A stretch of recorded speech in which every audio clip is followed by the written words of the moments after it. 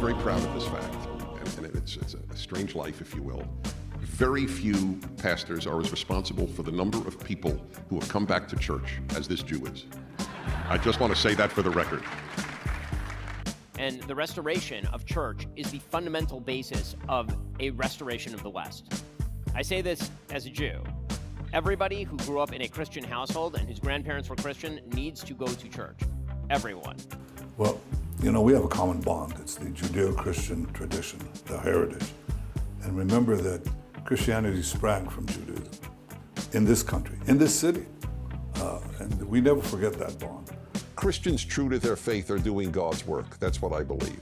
And as Maimonides, who was no fan of Christianity or Islam, because he was persecuted by both, the greatest Jewish thinker, many think, he said it's Christians who brought the world to the Torah more than Jews did. I, as a Jew, have not only no problem with people saying, for example, Christ is king. I think that that's a good thing for Christians to say. I want Christians to do that because I think that for American society, more people need to declare who are Christian that Christ is king and go back to church because after all, Jesus was a Jew and not only was a Jew, was a practicing Jew. I'm very proud to be the Prime Minister of Israel, a country that says Merry Christmas first to its Christian citizens and to our Christian friends around the world. I'm proud that Israel is the country in which Christians not only survive, but they thrive. I am one of the biggest defenders of Christmas in the United States of America. If my nation celebrates a holiday, I'm a member of that nation. That's all that I need to know. Number two, the vast majority of my co-citizens, although unfortunately that is diminishing, have been Christian all of American history. They have given me the best and most pro-Jewish country in Jewish history. Why would I not want to celebrate their biggest holiday? When we talk about the West and Western civilization, that a muscular pursuit of religious values, and in the West, you're talking Christian values, is absolutely necessary to the upholding of the West. Jesus was a Jewish rabbi living 2,000 years ago. He was a rabbi from the Galilee, okay? He came to Jerusalem, he turned the money tables of the tables of the money changers on the Temple Mount. The Jews of America are the luckiest Jews who ever lived outside of Israel. It's not an opinion, it's a fact. The biggest supporters in Europe as well, generally speaking, the biggest supporters of Israel and the Jews are Christians, including often in Europe. And I think that in the end, for America, that's what I'd love to see is a more Christian America in which more people choose God. That's going to require more leadership like yours. It's going to require more powerful Christian leadership. And I know that we've had, in this effort, the support of our Christian friends around the world. We've not had greater friends. You do have such great friends, and myself included. I regard Christianity as a divine way of bringing the world to Sinai. So I see you, all of you here, well, nearly all of you, and the two wonderful pastors between whom I'm sitting, as divinely ordained in your Christianity. I don't see you as a false religion. Jesus was actually he was an observant Jew. I mean, like it does talk in the New Testament about Jesus, being a Jew and doing Jewish things and such. We are proud of our Christian friends. The state of Israel would not have come into being if it weren't for the avid support of Christians in the 19th century, in the 20th century as well, and in the 21st century. We know that we have no better friends around the world than our Christian friends. So thank you. Thank you all for standing up with Israel, standing up for the truth. Merry Christmas. Merry Christmas. So the rabbi was not exactly the greatest defender of Judaism, but gave it a try. So then the priest said, Dennis, can I give it a try? So I go, Father, please go right ahead. And he goes, caller, this is Father so-and-so, Roman Catholic priest. God chose the Jews. Get a life. Boom. Exactly. Drop. That was it. That's the mic drop. Yes. I love it. And the answer, my answer was, go to church. Religion, yeah, I figured, yeah. The idea of the rebirth of the Jewish state in modern times came from Christian Zionists that preceded Jewish Zionism. In the UK? In the US too. In the US too. And they basically said that it's time that the vision of the prophets be realized, the ingathering of the exiles. The greatest enemy of Israel in the United States is the university. The greatest friend of Israel in the United States are religious Christians. I have brought more Americans to Christianity than any living Christian. Okay? I know that for a fact. Powerful, not new.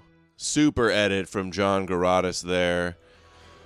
Huge show today. We got a debate starting in 50 minutes between Brandon Martinez and awesome Jew Adam King. That was requested on behalf of Brandon Martinez, so that should be good. That's the main event for today, but I wanted to get started a little early and go over some of the news because I didn't stream yesterday and don't want to get too far behind. I end up bookmarking a lot of stuff and then watching it on the stream, so I'm going to see some of this stuff for the first time. Just another day in the Judeo Matrix. Another day in my life.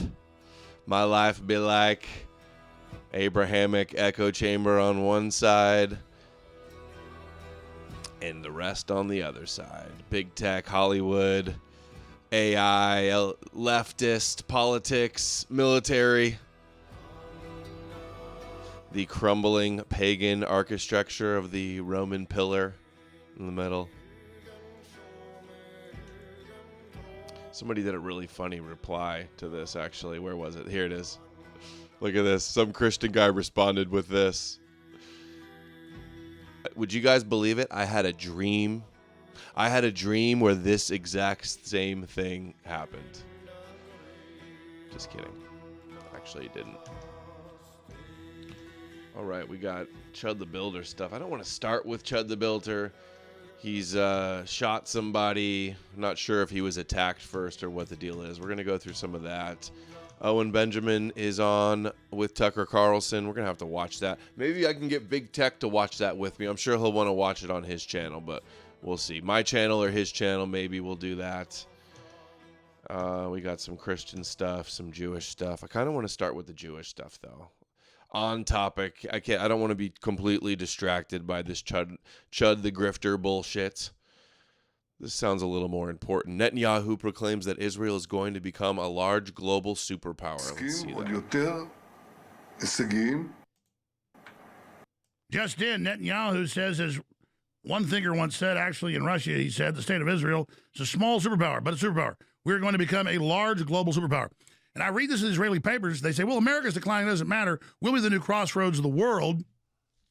But they want us to help build their greater Israel, and then we go bankrupt, and that makes BlackRock happy. Here's old Benjamin. Edom Falls. Promoting a vision with momentum. This is part of the 20-year vision. You won't hear about it. Simply catapult our country towards them even higher. Even higher. With, what's his name? Smotrich, too, the extremist. Oh, you haven't heard about it. We called it a conspiracy, but we're going to become a global superpower. Like the prophet said, rule the nations from Jerusalem. As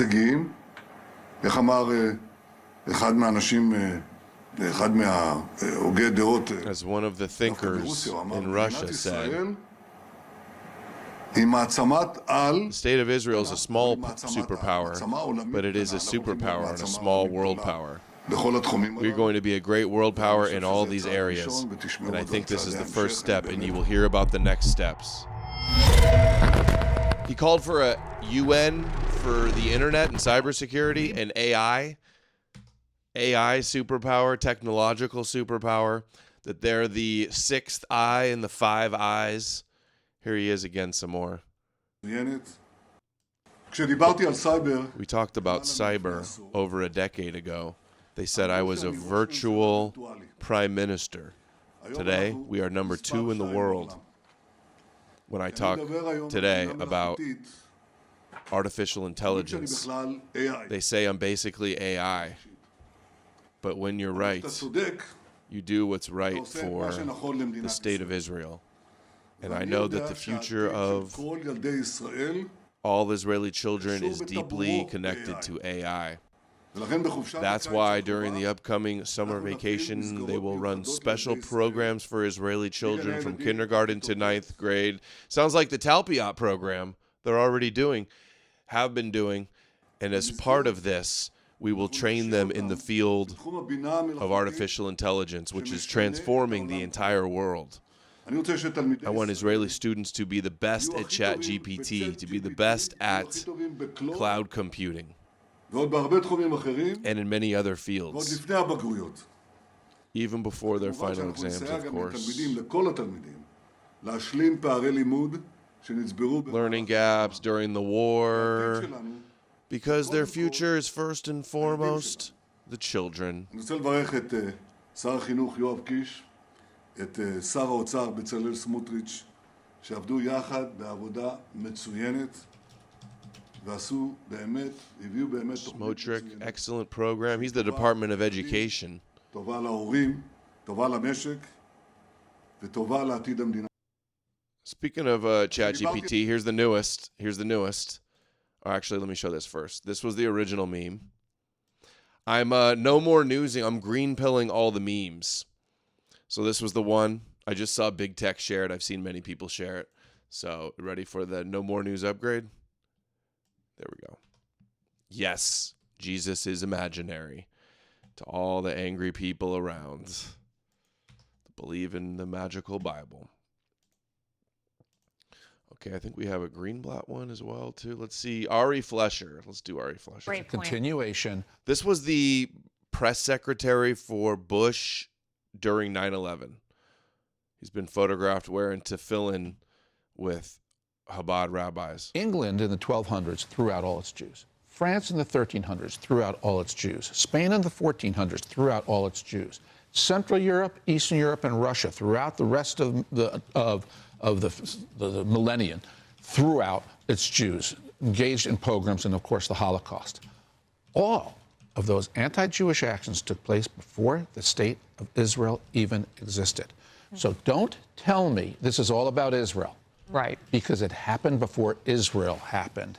Great It's a continuation of the anti-Jewish sentiment. These people protesting at that synagogue in New York, if they could, they would throw out all the Jews from New York City. Oh, fantastic point. Yeah, good history lesson to keep in mind. England. See, history lesson to keep in mind. See, they wanna expel all the Jews. They gotta make Aliyah. They're not safe. They're crazy. It's 1930s Germany. The rise in anti-Semitism in Edom. Brought to you by Fox News. It could happen here. Another pogrom, another genocide, another exile. More of that rhetoric.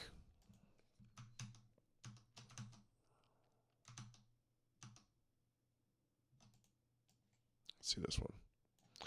John Bound report from Infowars.com. John Bound talking about the Jews for the first time I've ever seen in my life. Let's see it. Let's see the special report from John Bound, who we keep behind. We keep off the cameras for the most part. Usually, what is best for America is also best for Israel and vice versa. But on occasions, for example, an American president... Shoot, turning on powerchat.live/KnowMoreNews, pinned to the top of the live chat of Rumble and in the description below. ...must make a decision that does not, in effect, give the Israelis a blank check. And one example of that is a decision that I made. I decided early on in our administration that we were going to seek good relations with Egypt and other Thank you, Anonymous. neighbors. Many of my Israeli friends didn't like that because they wanted a special relationship with Israel and Israel only. But I have always said that Israel's interests are better served to have the United States a friend of Israel's neighbors and potential enemies than to leave a vacuum which the Soviet Union would fill. Netanyahu, in power for 25 years off and on, and not looking too good, I would add, with his heart problems and prostate cancer and the rest of it. You're like, great, hope he dies. Israel's so radical now, the rest of the Likud are even worse. He's a moderate. Since October 7th, all Jewish organizations in the United States together have spent upwards of $600 million fighting this avalanche of anti-Semitism. I have one question. Has it helped? Has all this money stopped? Even slowed down the hatred against us? The answer is no. You hear a text message. I'm a red-blooded text. Need some music to this. Israel, but I can't stand what they're doing. Dude, you could take a bunch of compilations of clips always needs music. I need it. My brain needs it. It goes from making it hard, painful to watch sometimes to powerful. And I'm I'll turning find against some Israel. music. And then you trace the address to some basement in Pakistan, you know. And that's something that has hurt us badly. So that whole thing about bot farms did not air. Okay, the version that aired on TV included some of what we just played, but it was combined with a section from the very end of the interview, which focused on Israel's tactics to respond to the sentiment shift, not the shift itself. Israel is besieged on the media front, on the propaganda front, and we're not done. Doesn't it just sound like the coolest, like most important thing ever now? Just like that? And sped up? Yeah. Not done well with the propaganda war. No, we don't like foreign countries controlling us. We don't like paying for it. We don't like watching the civilians. Right. We don't like all We of don't. the Israeli TV people bragging about murder and how funny it is and how killed the kids. People don't like this, and they don't like paying for it. Just like pro-life folks don't like paying for killing kids, okay? And then, you know, Dude, sometimes like the drop and the beat of the song will go right along with the clip too, and it just makes you feel it in your bones. that's why Israel isn't liked, because of you. Who attributes the reputational harm to Israel almost entirely to social media, which he calls the eighth front of the war. Because it's this is yours, right? You're not immune either. Because you can penetrate this machine. You can penetrate this little instrument, and you can say about Major Garrett anything you want, and I can paint you as a monster. And if I say it often enough people will believe it. Is it your belief, Mr. Prime Minister, that nothing that Israel has done, tactically or strategically, has made no mistakes, either in Gaza or the West Bank, that have, in their own way, contributed to this negative impression of Israel, whether it's on social media or someplace else? No, of course. Look, it's war. And we see the atrocities. So I guess it is true that social media, we're able to see this now. And blowing up the Christian churches and the desecrating whatever's left. I mean, it's out of, and blowing up tens of thousands of homes. Predictions from the Torah are our only hope. Celebrating it. But now Netanyahu says to draw down to zero the American financial support. He said he wants military partnerships, okay? But here is Netanyahu on the war's over when he says, Is the war with Iran over? And if it isn't, who will decide when it is? I think it accomplished a great deal, but it's not over because there's still nuclear material, enriched uranium that has to be taken out of Iran. Oh, I thought we got it all. You told us we got it all. Enrichment sites that in one day, in one swoop. There's still proxies that Iran supports. There are ballistic missiles that they still want to produce. Now, we've degraded a lot of it, but all of that is still there. not just saying, Perfect music switch. not just saying, oh, people are mad because of social media. No, they're mad because they see what you're doing. They're mad because they see the atrocities. They see these. Dude, I'm hyped for movies. I want to see the new Mortal Kombat. I want to see that one space one with Ryan Gosling. I forget what it's called. I definitely want to see the new Dune coming out later this year. The new Game of Thrones coming out. Odyssey. Dude, movies are back. Up and killing Christians. They see the homes being blown up by the thousands every week in Lebanon. It's hard to go to the movies with Israeli ministers kids. on TV bragging, we're going to kill the Hail Mary's good? Yeah. Thank you, Colin. What's up, Carlin? and Greater Israel and all the megalomania going on, and we control America. Ah! I mean, the only thing you don't have is flying monkeys and a witch flying around on the broom here. With green smoke coming out the end. I mean, you couldn't act more villainous. That's why Israel has the lowest approval rating of any country in the world. Been going on. And the rest is ads. No more news, no more ads. All right, let's see. Before the Chud the Builder trash. Ooh, let's see this one.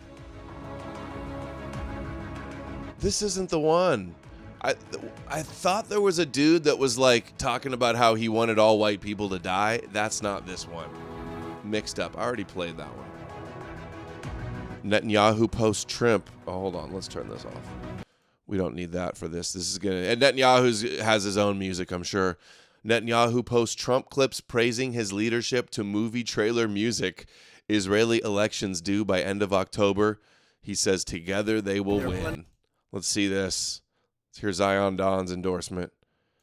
Remember when Remember when Ian Carroll went on Joe Rogan and said Netanyahu's running a secret coup, Trump's running a secret coup against Netanyahu? Let's see what that secret coup, saving Israel for last, trust the plan, 4D chess against Netanyahu. If they don't have a looks strong like. prime minister, you might not have Israel today. You have a wartime prime minister at the highest level. There could be other wartime prime ministers, but they'd lose. He won. And I think the people of Israel appreciate it. I think a lot of the people in the world appreciate it. And because of that victory, we were able to get peace. King Bibi. You had a different kind of a personality. Coming to theaters near you. Or a stupid person. King Bibi. Both of them, you would not have had success, and there might not be an Israel right now if you had a different prime minister. That's a big statement, but to me, it's a very simple statement to make. I'm looking at Pete Hegseth, and he's sort of nodding. If they don't have a strong prime minister, you would not have an existing Israel right now. And the people of Israel know it. If they don't have a strong prime minister, you might not have...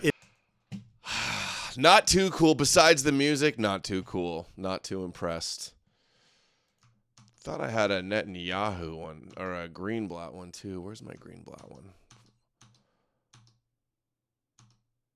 Oh, look at this. RT is shilling biblical Armageddon prophecies. Trying to rile up all their Christians and Muslims with the Bible slop. Biblical Armageddon prophecy begins to unfold? Question mark. Satellite data confirms hey, goy, biblical end times prophecies coming true? So this is why Russia and RT is trash and Jewish. Oh, Jewish prophecies are real? Up next on RT. Satellite data confirms the river Euphrates has lost 140 cubic kilometers of water since 2003 and may be gone. Shit, water's drying up in the desert. Droughts in the desert. I guess Yahweh must be real. Book of Revelation says a dry Euphrates opens the way for the final battle of Armageddon. Oh, great. More music. Some Addams Family music.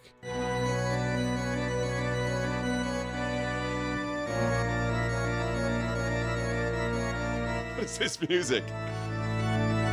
Church organs? We're marching to Zion. Beautifully beautiful prophecies from the nation of priests, the chosen people of God. Ooh, my Bible prophecies.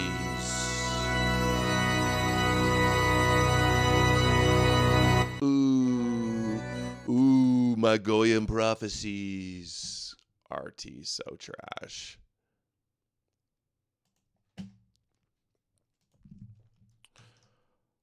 Okay, let's do Chud the Builder. Dalton Etherly. We covered him last stream. Gotta love the 20. I thought this was 2016. Gotta love the Bieber haircut. No wonder he keeps that stash, that porn stash. How many times this guy's been arrested? Drugs, simple possession, casual exchange. Wonder what the drug is. He looks pretty happy. Maybe it was weed. Dude, Bieber, he was a believer. And then this was his Beach Boy era. Back to the Justin Bieber era. This was his emo arc. Oh, that's Gypsy. Okay. Let's see. Oh, we won't show him chimping out on me yet. Here, let's just go to the actual video of what happened. So the guy that attacked him, if anybody doesn't know the new viral sensation influencer Chud the Builder that goes out and live streams and says the N-word to black people and then says if they chimp out, he's going to shoot them. Apparently somebody attacked him outside of a courthouse. He fired a shot the dude, grazed his arm. And now he's charged with like attempted murder, all 4 different counts of some serious stuff, facing 25 years. Who could have ever predicted? Many in the sphere are sharing around his GoFundMe that's already about to hit 100,000 if it didn't already. It was at like 98. Let's see. This is the guy that did it, that showed up? Yes, this is my favorite filter. No, I don't like cats. I just think the filter is dope. Anyway, for those who don't know what I'm talking about, a plumber came to my apartment today, banging on the door like he was police. I got PTSD. I've been arrested at this residence too many times. So I just hurry up and open up the door, because they ain't finna kick down my shit like they did last time. Anyway.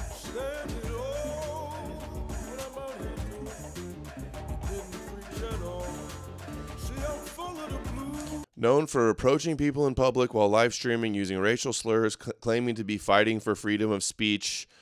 I've noticed for the past couple of months he's been messing around with people with his live streams. Robert said he just knows how to get really under people's skin, and it doesn't help when you're on camera in front of God knows how many people. It just looked like one of those moments where he kind of met one of those people that got tired of it.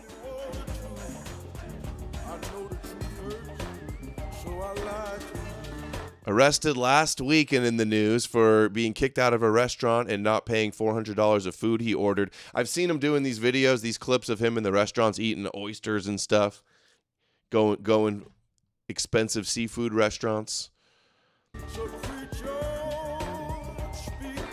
Okay, is this just going to be a bunch of things? I'm not reading all that. I ain't got time for that. This is the guy that attacked him. He apparently is a career criminal who beats his wife and attempted to light an apartment building on fire. 31-year-old Joshua Fox involved in domestic incident with the wife.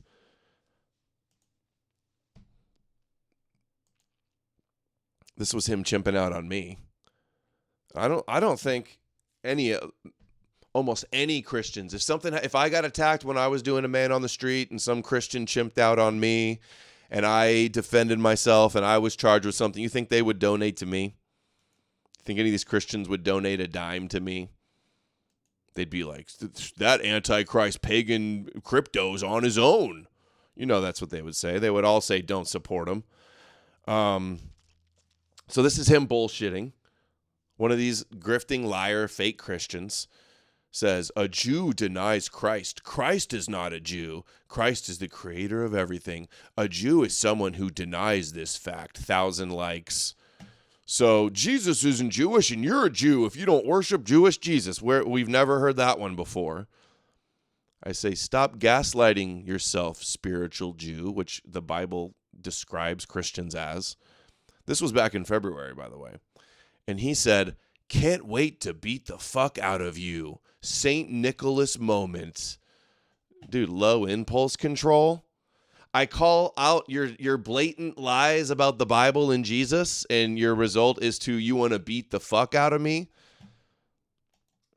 Look at where you're at now. Look at you now, facing 25. His whole shtick is going around insulting people, offending people, and then when they get mad, he says, you're chimping out, and threatens to hit him with bear mace, threatens to shoot him. Yeah, stop chimping out, Christ cuck. You're literally doing the meme. He literally did the meme to me from South Park. You questioning my faith, bro? You want to talk shit about Christians? You little bitch! You want to throw down, bro? Okay, hey. You want to see what it feels like to talk shit about Christians, dude? I'll kick your heathen ass! Sent $5 on Rumble. Speaking of donations, you guys know the drill. Anti-tiny hat, pro-foreskin challenge. So he's claiming that, like, I just saw a clip 1 or 2 days ago. He's claiming that people showed up at his house, I think, and killed his dog. I don't know if he said how. He got arrested at the restaurant. But this is just bullshit, dude. You're just going to get up here, call us Jews because we don't worship your Jewish Messiah, just blatantly lie to everybody, and then threaten to beat up a white guy because I don't go along with your stupid Jesus copes. And I'm supposed to support you. I'm supposed to get behind you just because he knew that this would happen. This whole thing's been a grift anyway. It really shows how idiocracy is coming true in real life, that, like, what are the most viral clips? What's the most viral new influencers? It's guy that dresses up like a clown and just uses hurls insults at people or slurs, and then this guy. Jack-offs who don't know anything but just to use naughty words. Real Vision sent $5 on Rumble. I think he said dog was poisoned. He said his dog was poisoned. I mean, of course, I agree with... Jutsu sent $5 on Rumble. Hyde should do Chud-style CQ radio on the street and get Christian chimp-outs on film. They're trying to make it like a free speech issue. It's like, oh, thank you, Real Vision. Real Vision sent $5 on Rumble. I think he said dog was poisoned. Not small hat for Liam. Retardation is promoted and rewarded? Absolutely. Absolutely. So, I mean, obviously the free speech issue that we shouldn't be getting attacked just for words, whether they're slurs or just harsh criticisms of something. That's not an excuse that somebody attacks you. If somebody attacks you just because you used words, then you have the right to defend yourself with deadly force. That should be the law. Do we want to set a precedent that, let's say, some black guys are going to go up to white people in nice neighborhoods and insult them and call them crackers and say they're going to do all this terrible stuff, and then if you say anything back, if you say, get out of here, they're going to be like, oh, I'm going to shoot you. I'm going to shoot you. He acted like a fool all the time, knowing that this would happen, knowing that he could grift off it. Chimp out mode. Won't be getting any support from me. This delusional Christ brain chimp wants to beat me up because I say, stop lying that Jesus isn't Jewish. Crazy. This is what he wrote on Twitter 6 days before this shooting. He says, series finale is dead chimp on the pavement and you monkeys rioting when I walk free. Stay tuned. Like, is that his purpose? Is he trying to inflame racial tensions? He wants to create blacks rioting and attacking hordes of white neighborhoods. Is that where he wants this to go? Look at what he said too. Stay tuned. 6 days before. This is going to go over really well in court, in front of the jury, in front of the leftist judge and the jury. Yeah, he's a total wigger. Yeah, would anybody approve if it was a black guy doing around and doing this in white neighborhoods to people? No. So, this will be used against you in court if that happens, obviously. Well, nobody could have saw it coming. Who could have imagined? Look at this, 73,000 likes. I just asked if he was chimping out. This is a play on the Rittenhouse crying on the stand in his trial. Dude, the history of all of his tweets and all of his videos. Apparently it's on, the attack was like on video too. Pagans have no morals. Yeah. These animals. Yeah. And the dude tries to LARP as a Christian too, acting like this. Dude, you'd be thrown out of every Christian in the country, in the world, behaving like this. Throw down with you, but not for the same reason that Chud does. You gonna chimp out, Paycan? No, I'm not gonna chimp out. You can send some more shekels though. Let's hear Asmongold. Shot the guy, then I'm self-defense? No, I mean, if the guy tried to hit him and he shot the guy, then I'm on Chud's side. I am. Like, you can't hit somebody because they say a word that makes you mad. And if you do try to hit somebody, somebody's trying to hit you, you should be able to shoot them. Absolutely.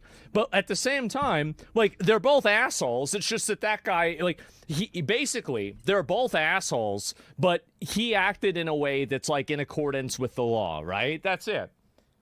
Dude's an idiot while running his mouth. He is. Yeah, he's an idiot running his mouth. But at the same time, that doesn't give you the right to punch somebody, obviously. Keep your hands to yourself. Yes, exactly. Self-defense? No, I mean, if the guy tried to hit him and he shot the guy, then I'm on Chud's side. I am. Like, you. Yeah, obviously that should be the law. Doesn't mean that we need to back this guy and support him. $100,000. He's made crazy money just in the few months he's been doing this and popping off. Here he is. I guess in the scuffle, when he shot the dude, he also like shot his arm or something. Clipped a bit of his arm. That's what I thought. Have a good night, nigga. Look at these niggas. Look at these niggas chimping out. They all chimping out. How y'all doing? Dude. Yeah. He's got a serious death wish. He's like suicidal. The black guy gives him a fist bump. That's Pimping funny. out. Y'all believe in freedom of speech? What's going on, man? Freedom of speech. Y'all know me. Hell yeah. White people can say nigger, right? Whoa. Come on. I thought y'all believe in freedom of speech. Y'all don't believe in freedom of speech? This how you go viral. This how you go viral. I thought y'all was American. This how you go viral. Y'all not American? I'm definitely American. They're chimping out. They're actually not chimping out. They're staying pretty chill. So, as humans, these people took all my phones. Said it's evidence of the crime of me streaming me walking out, disorderly conduct. I don't believe that for a second. So, anyway, so I'm talking to the fucking Fed.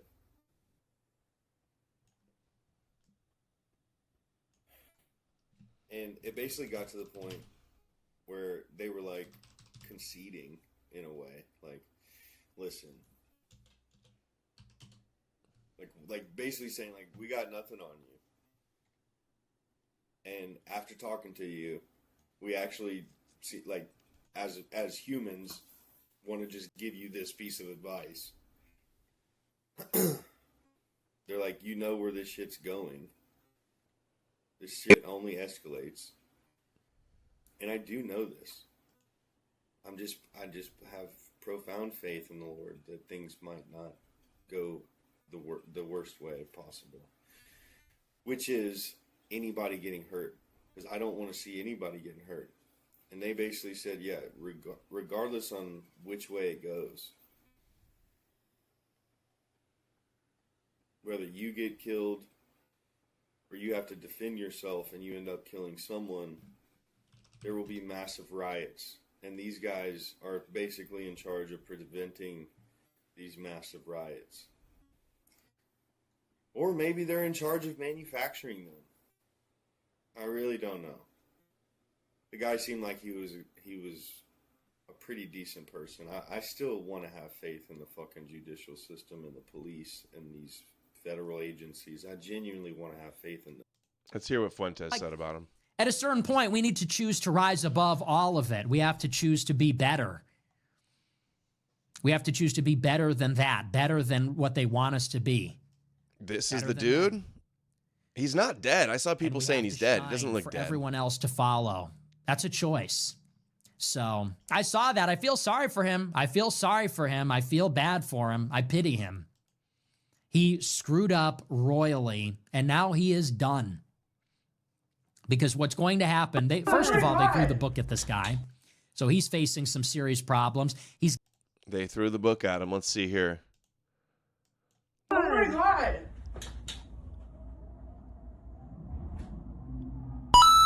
Looks like he's on top of the dude. He must have done the shot before then. Green versus Froyak CQ debate win.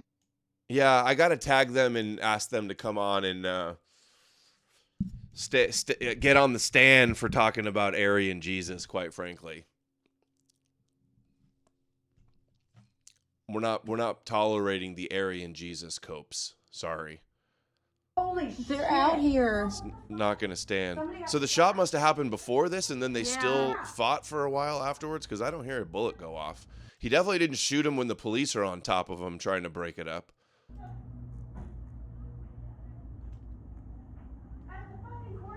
Yeah. In between. Courthouse. They got him. Oh my God. Holy fuck. Frojack saw the video, too. I bet they saw my reaction with Amalek the other day. It's okay, Mav. Oh, the doggy's scared. They heard a gunshot, maybe? That's why the dog's I'm disturbed? right there. Maverick, it's okay. Maverick. Oh, he's dead. He's dead. He's dead? Oh, maybe that was somebody else. Because that dude does look dead. Oh, shit. Oh, my God. Oh, my God. Attacks him at... There's Chud's hat. Attacks him at the courthouse? How did he bring a gun into the courthouse? Did he go back to the car and grab the gun and then come back out? Because I'm recording.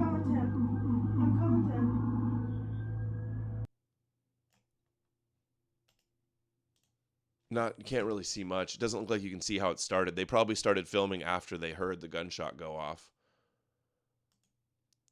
Guys, I'm sorry. Is the guy already pronounced dead or not? Do we know that?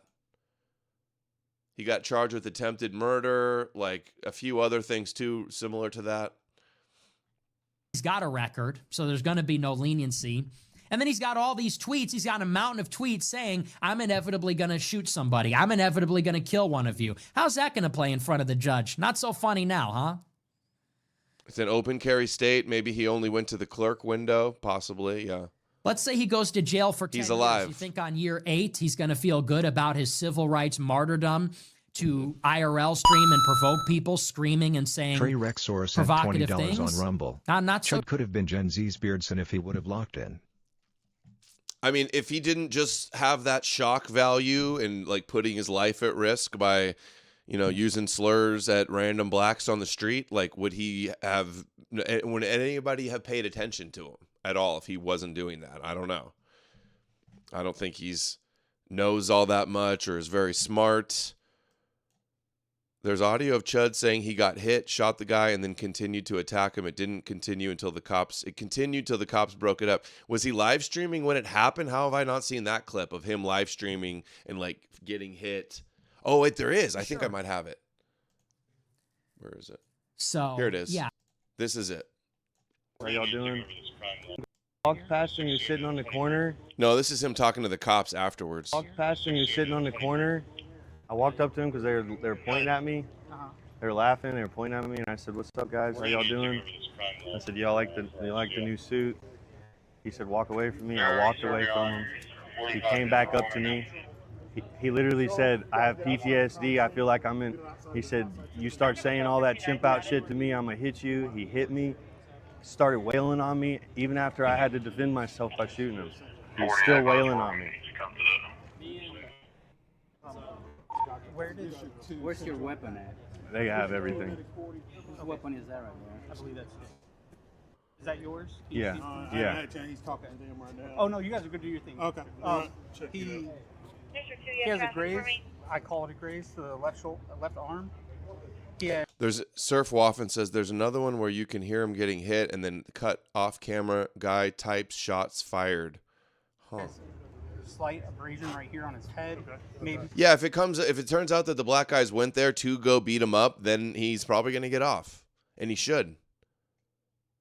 2 scrapes, slight lightheadedness. At first they arrested him, then they let him go, and now he's being charged again. It's my It's understanding. very sad. And look, 2 wrongs don't make a right. Does sound like self-defense. We do have a problem with that other underclass. Let's not become like them. Let's rise above them.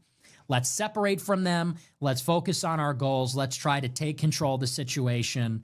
This does not help anybody. And you know what? You know what the saddest thing of all is? Yeah, is this helping anything? I see these IRL live streams of the protests and fights. And and are we just going to incentivize more people to go out here and ruin their lives for a viral video? Is that that's what this is going to do? He raises 100,000, becomes a celebrity. It's going to incentivize so many more people to do this. It's going to incentivize them to do it, harassing and targeting white people also. Really is just like a lot of poor people fighting each other. That's all that is. Yeah, you should have told him that the guy chimped out on him. You're right. Protest, or I see some kind of political demonstration, and you've seen this scene before.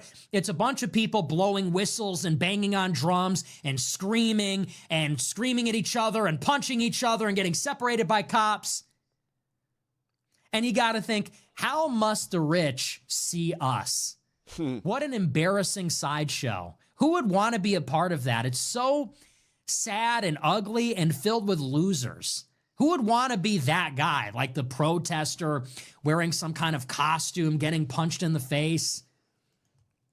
Are we not all so above that? Are we not all so much beyond that?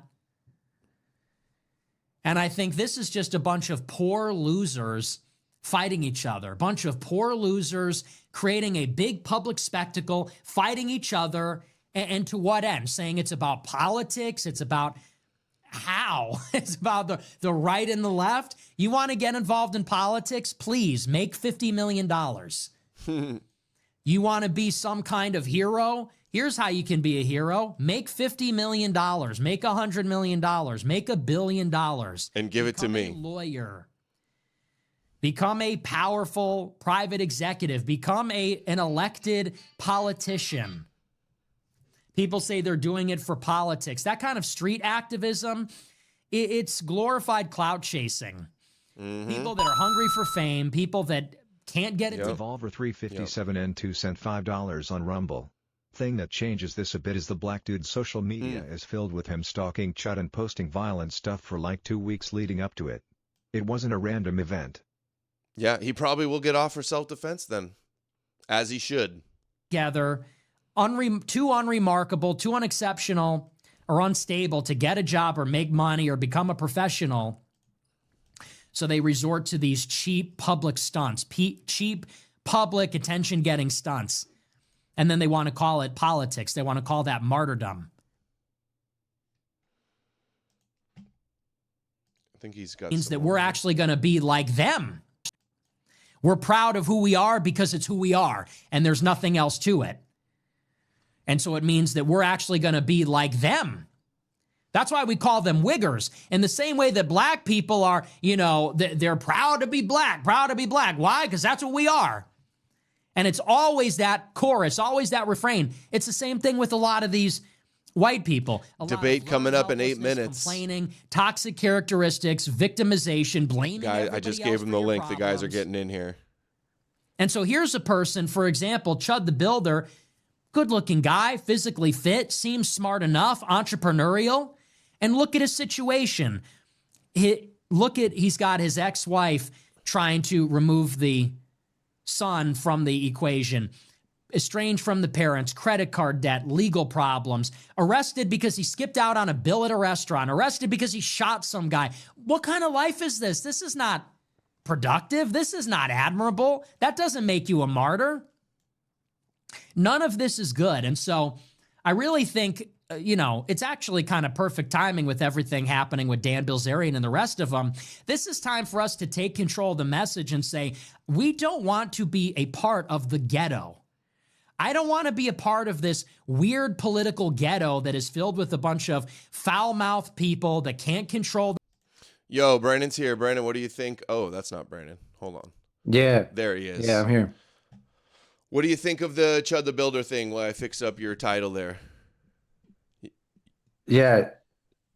What's that? What happened? What do you think of the Chud the Builder thing that's going on? Well, I think the guy's a bit of a clown, isn't he? He's he's one of these like kind of rage bait streamers.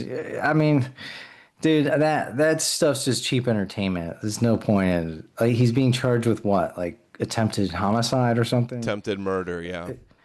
Dude, it's not worth going out saying the N-word and getting charged with attempted homicide, potentially going to jail for 20 years just to get some clips. Like, why do that? What are you accomplishing? It's like, you could just go on Omegle and just joke about, you can say the N-word and joke around, but like going out in public, you're going to get into some fucking fight and something's going to happen. And that's just inevitable. So it's stupid, man. Mm-hmm. Yeah, that Jerry Springer content, it's just a waste of time. It's not really achieving anything politically, right? No, I think it's counterproductive. It's setting us back, actually. And I think it's putting white people at risk to be targeted in the same way, or just to be, if this guy's out here enraging black people, more likely black people are going to be attacking or robbing or doing whatever to white people. Yeah, and that's the like positive? Where's the W? That's his only. The problem with him is that he's like a one-trick pony.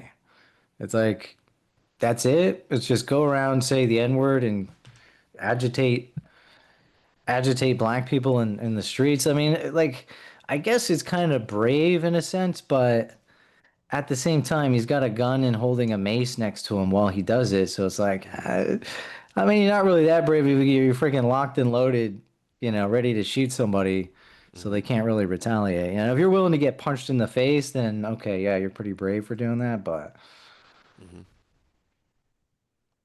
All right, Adam King is here as well. We talking about Chud the Killer? Yeah. Your quick take on Chud before we get into the topic of debate. Yeah, dude, that I've been predicting this was going to happen for months now. I just can't believe it took so long. And I just encourage all the white kids out there to not end up in jail. There's like no glory in like provoking others in order to promote yourself. But I'm glad that he's not going to be on the internet anymore, because that is, like I know like Brandon and you and I, we really care about our content. I see Brandon's content all over the place. Like we're making real content, putting ideas out into the world. And it's crazy. This guy got billions of views just going around calling black people the N-word. So, Kick is responsible, X is responsible, and people got to look at, what the algos are pushing. It reminds me of Idiocracy, where like the best show was just like guys farting or something. Mm-hmm. It's like that low level of a thing. Exactly. All right, but anyway, I covered enough of that already. You guys are here for the debate requested by Brandon Martinez. Wants a shot at the top J. Also suggested the topic of. It was the Iran, I guess just Iran war, and then after that, we'll get into Jewish power, Israeli power, Zionism, wherever Brandon wants to take it. Brandon, you're the challenger, I guess. So, what do you want to say to Adam to get us going here? I don't think we need huge opening statements or anything. What do you want to start us off with? yeah, I mean, I appreciate you hosting it. I mean, I've challenged a few other big Zio accounts, and Adam King seems to be one of the few willing to debate it, so I respect that for sure. I guess I just don't believe Iran is a giant threat. I just don't think they're an imminent threat. Like Trump was claiming, they're imminently going to attack the United States. They don't even have the ballistic missile capacity to do that. They don't have the range. They can hit Eastern Europe. They can't hit Western Europe. They can't hit the United States. So he literally cooked up a fabrication to justify the second strike. And then the other motivation he claims is that Iran is potentially developing nuclear weapons because they're enriching uranium. But 10 months ago, he claimed that he obliterated their nuclear program. He says, we bombed their 3 major nuclear enrichment facilities. They are obliterated. He splashed that all over the press. He splashed it all over the White House website. The Israelis agreed with him. The Israelis, on the White House website, the IDF is quoted saying, the Iranian nuclear program has been massively degraded, will take them years to rebuild. Tulsi Gabbard said that they weren't trying to rebuild these sites, they just left them as bombed out sites. Other reports said the same thing. And so what's this nuclear threat? It was already eliminated 10 months ago, and he's citing this as his new motivation to attack them again. And then, the real motivation comes out, though. Like, it's very clear. He cited the threat to Israel multiple times, right? When the first strike, he says, we've eliminated this great threat to Israel. In the second strike, he said it again. He says Iran threatens Israel. And then he mentioned some other allies as well.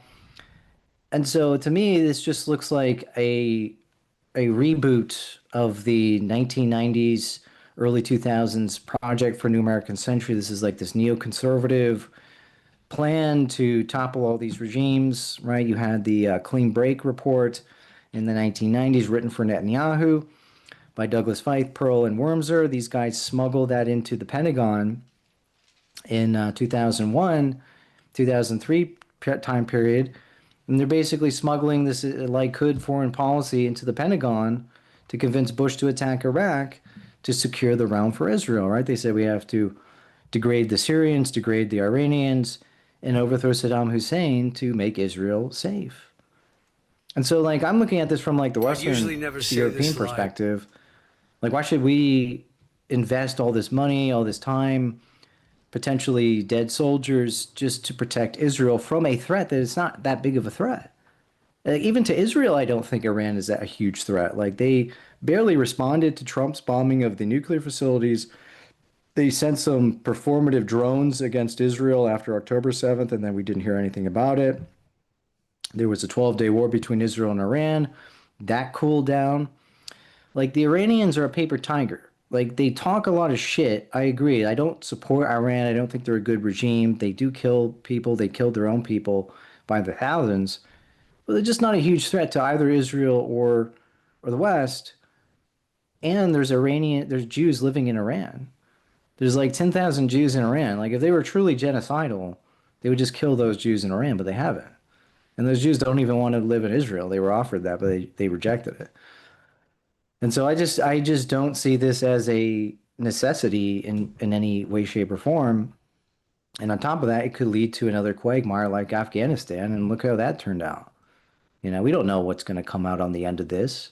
We don't know if some other, it's a Shia theocracy. There's plenty of people in Iran that want that. There could be another type of regime similar to the one that's there now that could come to power after this. So for me, it's just another bad investment. All right. Got some rebuttals to some of those arguments, Adam? Yeah, well, like your opinion is just like a pretty basic anti-Israel approach to the situation, like pearl clutching that Iraq happened because Israel wanted it, but really it was Halliburton. And all these people like to blame everything on Israel. What I think is funny is that the real enemy of Saudi Arabia is Saudi Arabia. Saudi Arabia, which is one of our closest allies, and vastly we're dependent on them for oil, OPEC, you name it. That's the real conflict, is Iran versus Saudi Arabia. Now, there's many ways that this conflict affects the United States domestically at home. Just look at gas prices. Imagine a regime with such power that all it takes is for them to close the Straits of Hormuz, and we got $5-6 a gallon at the pump. That's not because of Israel. That's because Iran shut down the Straits of Hormuz. Also, 70% of internet traffic from the east to the west goes through cables that go through the Straits of Hormuz. Now, we're not some pussy nation. We're America. We're not even a nation. We're an empire. We are the global predominant empire of the earth. If it's not for us, global trade won't happen. Every business that thrives on cheap labor in the east and goods that come through the west, we all depend on the world existing in some sort of safe, predictable way. So, having a dictatorial regime in the Middle East that's constantly shouting death to America, burning American flags in their parliament, it's hardly just a clutch on Israel. I think that Iran uses Israel as leverage to try to gain support amongst Muslims, but their real conflict is with Saudi Arabia, and it's not Iran, it's the Shia versus the Sunni, and they want to topple Mecca and announce Shia Islam as the predominant form of Islam, yada, yada, yada. But this affects the United States drastically. It affects global trade. It affects our allies. It affects all sorts of different situations. Look at North Korea and Japan. Bill Clinton had his North Korea nuclear project, and look what happened now. We had Wendy Sherman go over there and make a deal, and now whenever they feel like puffing their chest, they just shoot ICBMs over Japan, and everything in the East melts down. So, I get it that nation states have to have militaries and defendable borders and whatnot, but the truth is Iran has it's more than just their nuclear ambition. It's their conquering of Europe through foreign funding and the pushing of Muslims into Europe. They practically the entire Muslim invasion of Europe happened because of the Syrian civil war, which was funded by Iran. Iran was propping up the Bashar al-Assad regime. The entire conflict sent millions and millions of Muslims into Europe. And that affects the United States as well. All of our trade partners in Europe. I mean, Europe is just not Europe anymore. Everybody knows that. So, it's a pearl clutch to say Iran isn't a threat. They've been so hostile to the world. And also, like, just go online. The online community is absolutely dead now because there's no more funding for these people, these agitators, these foreign influencers who come into our country. We're not some Thomas Massey, Tennessee nation. We're a global empire, and that comes with territory. We're not Britain. We're not France. We're not Afghanistan. We're not even China or Russia. We are the predominant global superpower on the planet, and we have to act accordingly, which means that every now and then we have to go fuck somebody up in order to keep world peace. So we did a great job. Iran has almost been toppled. The entire campaign of Epic Fury and Rising Lion was basically a bombing campaign, strategic precision bombing campaign that greatly reduced their capacity. Right now, the negotiations are about fissile material and powder material that's been scattered through the sites. These sites that have been blown up need to be cleaned up.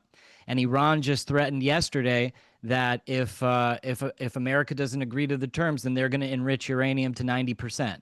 And this was an official statement by the regime in Iran. So these claims that Iran isn't a threat and they're not nuclear, they still want their nuclear ambition. They said so yesterday.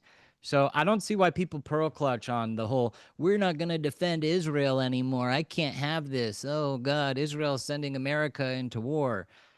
Look at everything that Iran does, not just in the Middle East, but across Africa, across Eastern Asia, across Europe, and in America. There's so many sleeper cells. Thank God Israel took out Hezbollah for us. This was the #1 financial backer of the narco trade, the narco fentanyl cartels that were pushing drugs into America.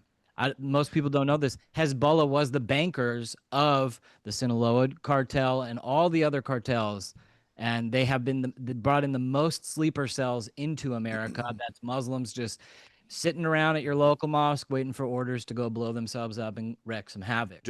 Land it, Adam, All right, so we can have some more back and forth. There's all these topics, there's all. I know there's lots of stuff. I just don't want to speak past each other by doing too much. We'll go through it more one by one. Going back and forth so we get some good clips. Yeah, go ahead, Bern.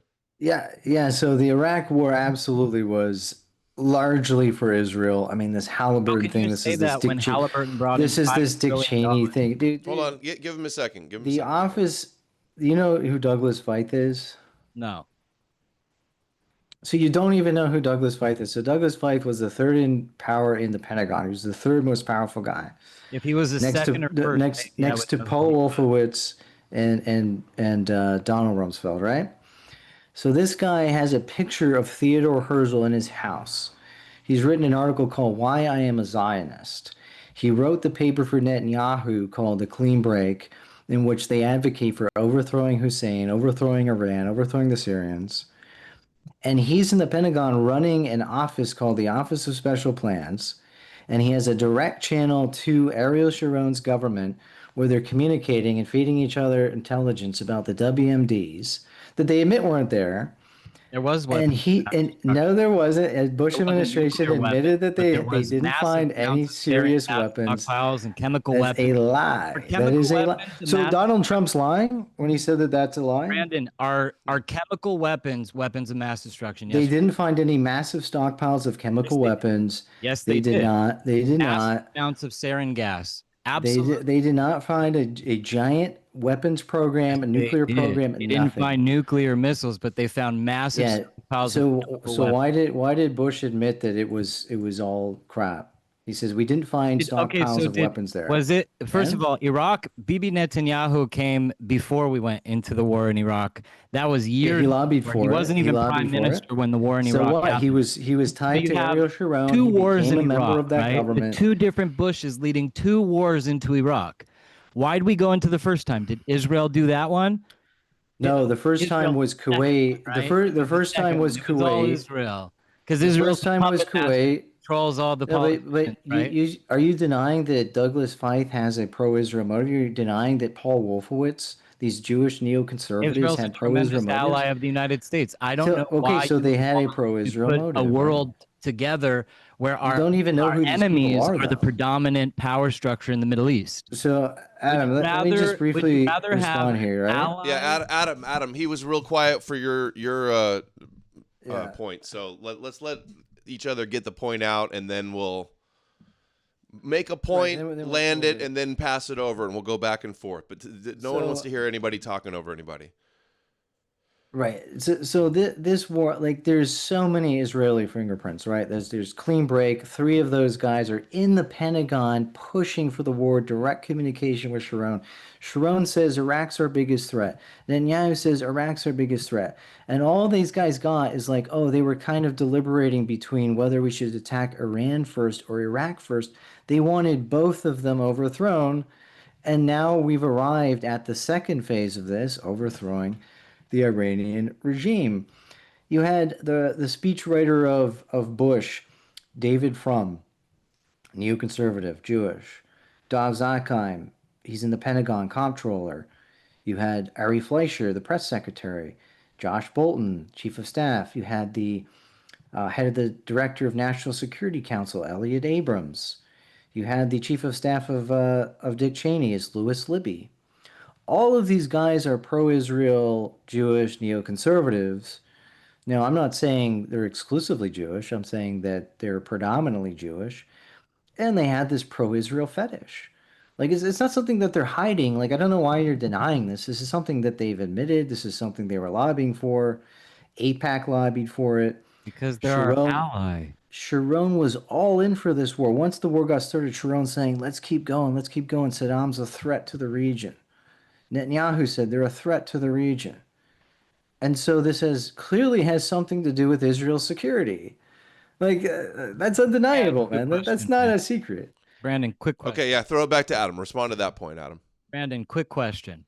If our allies are attacked, let's just say England or France or Germany, if any of our allies are attacked, does it have an effect on us at home?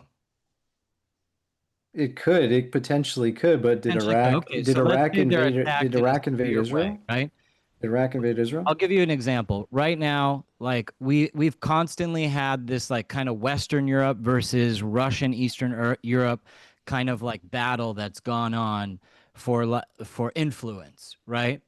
So do we want the countries aligned with America to have the stronger hand, or do we want the countries aligned with America's adversaries to have the stronger hand? What's better for America? I don't think Israel is a strong ally. But they literally are the only country in the world that celebrates the 4th of July. They're not a strong ally. Israel helped divert Muslim refugees. How can you, why do you think Israel is not our strong ally? And if you say U.S. has liberty, I'm gonna just like this is. No, I won't say the U.S. Say liberty. it. I'll tell you why. Because Israel, during the Syrian civil war, what did Israel do with those Muslim refugees that were, floating around the Middle East? They funded an NGO to dump them into Europe. It's called Israel. Right. The Israel brought Israeli, all Muslim refugees to Israeli Europe. MK. Yeah. I didn't say all of them. I didn't say all of them. I said they funded an NGO which was dumping refugees into Europe to redirect them. It's called Israel Aid. It was funded by the Actually, I was one of the directors of Israel Aid, and you're wrong. Oh, right. So they were funded by the Israeli Foreign Ministry. I was the director of American Committee for Shaarei Tzedek, which so you're in it. Administered all of Israel's medical foreign aid, and Israel Aid is a medical foreign aid agency. Yeah, and they were in Europe, and they were bringing refugees to Serbia and Greece, and they were helping them, and they were aiding them, and they were giving them all the stuff they needed to. Yes, they were, dude. Look it up. You don't even know who. You don't know anything, man. This is crazy. You don't know anything. You work for Israel Aid. My boss was Dr. General Ofer Marin. He's the head. He's the head of Israel Aid. He was my direct boss. Yeah, and there's videos of them. But I don't know anything. Brandon, you're right. I don't know anything. You do. Well, isn't it a big org? Do you know everything that the org does, though? If it's a big org. Yeah, I do actually. So you're saying Israel Aid wasn't bringing immigrants into Europe? In medical there's articles, there's around videos. The world. It doesn't transport refugees to Serbia. It helps them. Yes, there's articles talking about this. Who wrote there's the video, articles? there's video. Oh, who wrote Daily the articles? Stormer? Was this on the Anyone. Daily Stormer? Where'd you get this? No. They have videos of them helping Show me a them. credible They have news videos of them. source that says that Israel aid is bringing migrants into Europe, and it's so ridiculous too because like, how much infrastructure does it take to bring in 100 million refugees into Europe? You think Israel's responsible? Dude, this is not even a 100 secret. million? This is this is why. legit. So look what it says. This perspective makes this no is the sense. website. Look, it's Hold on. Let him explain the website. Issue is blamed on Israel. Like it says, Israel aid is on the ground in Greece and Serbia, Croatia. Full extent humanitarian tragedy. They're on the ground helping refugees establish themselves in Serbia and Greece. Where does and these are the Syrian refugees in 2015. In 2015, the Syrian refugees, because Israel decided to, assist people and provide food and humanitarian assistance. No, they decided that disaster. That means that Israel's responsible for bringing them into Europe. Have you been to Europe? Israel decided. Brandon, have you been to Europe? I live in Spain. You live in Spain. Yeah. That's probably why you hate Jews. No, so Israel. So basically, Israel took in almost no Syrian refugees because they don't want them. Why would Israel our enemy? Right. Why would we want them in Europe? Dude, they can't. I don't know, but your governments seem to love them. Did the Jews make our governments them on too? That's not my claim. My claim is Israel helped them get settled into Europe. That's a fact. That's on their website. I just provided the link there. What about the other organization? What about the Vatican? The Vatican's the number one supporter, the number one financial supporter of refugees across the whole world. You're diverting. You're just diverting to this other thing. You work for Israel. On one organization. No. We're talking about Israel. I'm telling you why. I'm telling you why I don't think they're the greatest allies. So this is why I don't think so. Right? Because of Serbia. So no, because when the Syrian civil war happened, the Israelis. They claim they're these anti-jihadists, right? We hate the jihadists. They're supporting jihadists in Syria, giving them hospital care, giving them weapons, and providing. Actually, that was what I was directly responsible for. The military field hospital border between Israel and Syria. That was actually I was on that program. Okay, you're just gonna interrupt me. No, I mean you're talking about something that was actually my job. So you're part of the issue. Program. Right, so you're part of the issue. You want to divert. Well, I can explain to you what we were doing, or you could tell me what we were doing. What would you like to hear? I see what they say what they were doing. They're bringing refugees they're helping bring refugees to Europe because Israel doesn't want those refugees. The Israeli Foreign Ministry funded these people. Did the Jews elect the woke governments in Europe? That's not my claim. That's not my claim, man. That's not my. I don't blame all. This is like kind of like. I hate these arguments because it implies that nobody has any faculties and this that's not my argument. What's the budget of Israel aid? Do you know? So wait, that's not my argument. You know what the budget of Israel? You're making a straw man. I didn't say Jews are fully responsible, 100% responsible for the issue. What I'm saying is that Israel doesn't want these refugees, so they funded an NGO. They funded an NGO. Irrelevant. You're funded an NGO to shift talking refugees about if to Israel's an ally to Israel. Israel It's not okay. So he's from America. Danny Danon. I'm from Canada. Danny Danon. Oh, you are? Israeli MK. Danny Danon wrote an article in the Wall Street Journal saying we should dump the Gazan refugees in the United States. What's that about? Who did? These based allies. Danny Danon. Nobody said that. Danny Danon. He wrote an article in the Wall Street Journal saying that the U.S. should accept Gazan refugees. You don't even know anything, man. I know a lot, actually. You didn't know that. I definitely know. Wait, did you know that Ben Gvir is in a rally? There's a video of him where they're saying it's good that Muslims are going to Europe and Islamizing Europe, and Ben Gvir's clapping to that? It's time that Europe wakes up, dude. I mean, you guys are smoking the liberal woke peace pipe, and when Israeli politicians say something like, now you will understand what Israel's dealing with on a daily basis. Oh, I'm not saying we want to push Muslims. Do you understand what type of security risk when England is taken over by radical Muslims? They're going to be the first Muslim power with nuclear power. Do you think that's good or bad for Israel? And if it is good for Israel, why would it be good for Israel to have a Muslim with nuclear missiles? Well, if it's so bad for Israel, why is Ben Gvir clapping to it? I didn't see Ben Gvir clapping to it, but Ben Gvir is one of the greatest politicians in Israel. I'm pretty So he's literally clapping. The guy's saying it's good that there's Mohammeds in London and Paris. It's good. We want the Europeans to get a taste of this, and Ben Gvir's clapping to it. Okay, so what does this have to do with the Iran war? So what You're just I'm trying to telling you, prove why that don't Israel's not a good ally to America. Yeah, they're not a good ally to America or Europe because they're dumping refugees. You're dumping refugees on us. They create wars and conflicts. A good ally to America? They're dumping the refugees and then they're laughing about it. Who's us? The West, Europe, America, Canada. Because you just said Serbia and Greece. You didn't say West part is of the like West. conglomerate. Are they in Europe? Wait, are those countries in Europe? Serbia and Greece are two countries that you said that you cited from 2015 when every single country in the world was trying to help the Syrian refugees. That all of a sudden, because Israel participated with every other country in the world, that somehow Israel and you an ally to the United States. And I don't you're like literally these a member of debates Israel. are like so low level. Honest to God. Like, let's talk about technology. Let's talk about $2 trillion in debt that obviously Iraq it doesn't caused. affect you because you're not even an American. But Yeah, so I have to be an American to care about this? because of Israel's Iron Dome. There's Wow. you understand? Like, we just decimated Hezbollah and the Sinaloa cartel. Wow. Yeah, Israel how many just did that Hezbollah for attacks have America. happened in the West? It's amazing So what Israel does going for back to 2001, virtually every terrorist attack in the West was ISIS or Al Qaeda. Hezbollah, Iran, these guys have done nothing.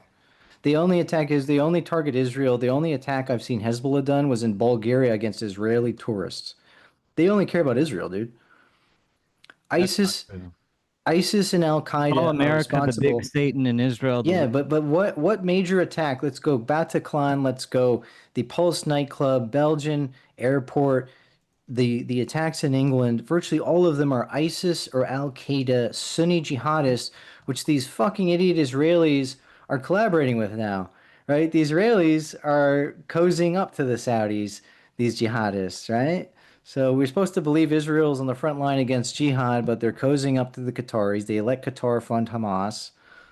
Netanyahu knew about that, didn't care.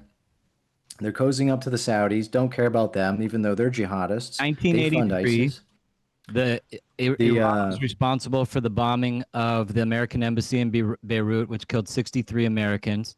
Wow, during Iran a civil was also war. Wow. in 1983, Iran attacked military barracks in U.S. military barracks in Beirut, killing 241. Yeah, a civil war in the 1980s. Civil war. Kobor Towers in Saudi Arabia, 19 U.S. Yeah.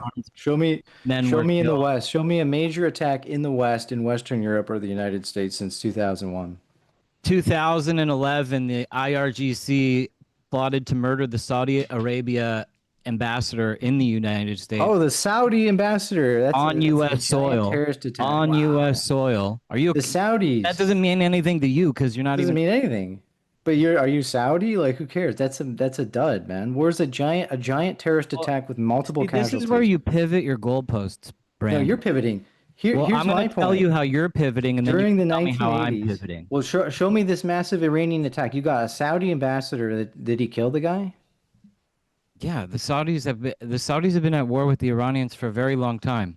Right. So you're backing up the 2012, the Bulgarian bus bombing directly That's responsible what I just said. by Hezbollah. You Israeli tourists. I said terrorists. that. Let me ask I said you, that. That's an Israeli tourist. Together, that was an Israeli target. Show me a giant terrorist attack against the West. What does the world look like if Israel doesn't exist? I want to ask you. What do you think it looks like? Why are you pivoting? So I'm not pivoting. You're pivoting all on I said was subject. All First I we're said talking about was Serbia, but then every it's like, major terrorist attack in the West, every major attack in France, from Charlie Hebdo, Bataclan, Bastille Day, the Belgian airport. Hold on, guys. Hold on. It's all Sunni jihadists who are inspired by ISIS and Al Qaeda. That's my point. So why are we focused on Iran? Why aren't we focused on Saudi? Why aren't we focused on Pakistan? Why aren't we focused on Qatar, who funds Hamas? Why only Iran? It's because Israel wants it. You know that's true, man. It's an Israel issue. First of all, America is actually responsible for the regime in Iran. The 1979 Iran-Contra affair brought the mullahs to power, and Reza Pahlavi stepped down from power thinking that he was doing his country a favor. Since Israel this supported regime Khomeini has back then. brutally massacred its own people. And you talk about the 25,000 Jews, not 10,000 Jews that live in Iran. They live under unbelievable oppression. And Why I do they know, have because synagogues? I Why aren't know they dead? people, I know Jews who live in Iran. And I'm deeply involved in the Iranian Jewish community, as is all Jews in Los Angeles. They call it Tehrangeles because there's so many Persian Jews here. And every single family has a relative in Iran. They're not allowed to leave. They would love to leave. They're begging to leave. They are allowed. Jews did leave No, Iran. they're not allowed to. Thousands of Jews left Iran after This the is where, revolution. like, Thousands this is where, of Jews like, left Iran. you just have like this kind of Thousands like of Jews left Iran. propaganda denial. No, you have propaganda. I'm in the Dude, middle they of can talking, leave. but you just want to like Right, but you rub want to and interrupt me, over but and you don't do want to be the interrupted. Yeah, there's lots of interruptions, guys. Too many think that interruptions, Iran- Adam. Do you think that it's good for the West if Iran controls the Straits of Hormuz? Yes or no? I think that the Strait of Hormuz was open prior to the attack. Has it been closed before? What about when Iran Not that I've heard of. that American Navy ship? So and wait, held it was all- open, and right? Held all the. I know because it's not Spanish or Canadian. So wait, doesn't it was bother open. You, So- but as so an the- American, so the strait was it really open, pissed right? me off that Iran boarded the American military vessel and took all those soldiers. So the strait was open, right? Yeah. So here's an issue. Iran Here's a also problem. houses American political detainees. Here's a problem with what you're saying, Iran has man. executed Iran and American- Contra. Hold on, Adam. Adam, you made a point, and he's trying to respond, and then you're talking more other points. So wait. So look, the strait was open prior to this attack. There was no issue. People were going in and out, and they even opened it to Spain because Spain's not supporting the war. So it's directly related to the operation. If there's no operation in Iran, the strait's open. The U.S. doesn't even use this strait very much. Secondly, the Israelis were funding weapons to Khomeini in 1985 in Iran-Contra, so they propped up their own enemy. No, we Just weren't. like they propped up Hamas in 1980s weren't. in Gaza. The Israelis were the back channel to Khomeini giving weapons to wasn't. Khomeini. It was the Yes, they CIA. were.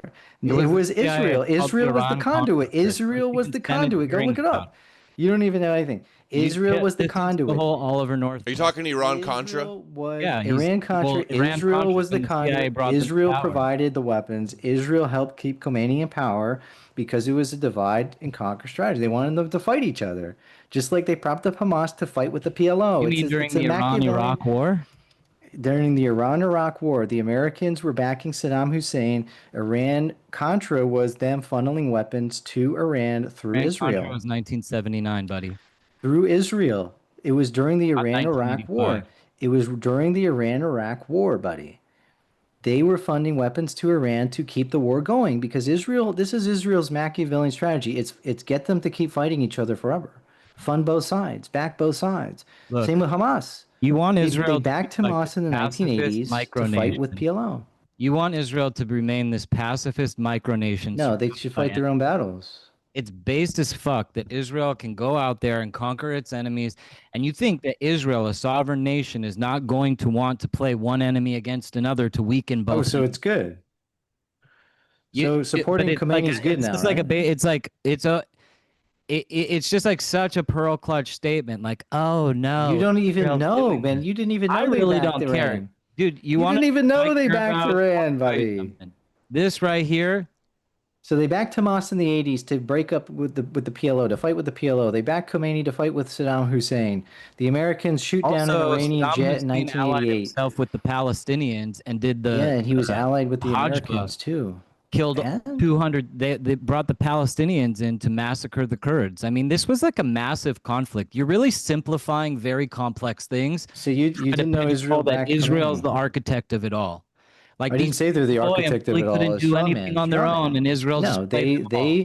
they supported Khomeini because they wanted them to fight with Saddam Hussein, so they kept him in power. You Saddam think Hussein that, like, could have Saddam, toppled the guy, you think right? that the Arabs and the And Iranians now we have to get rid of Khomeini. did the Arabs and the Iranians start fighting each other only because of Israel, or That's did not what I said. Not what I said. For that?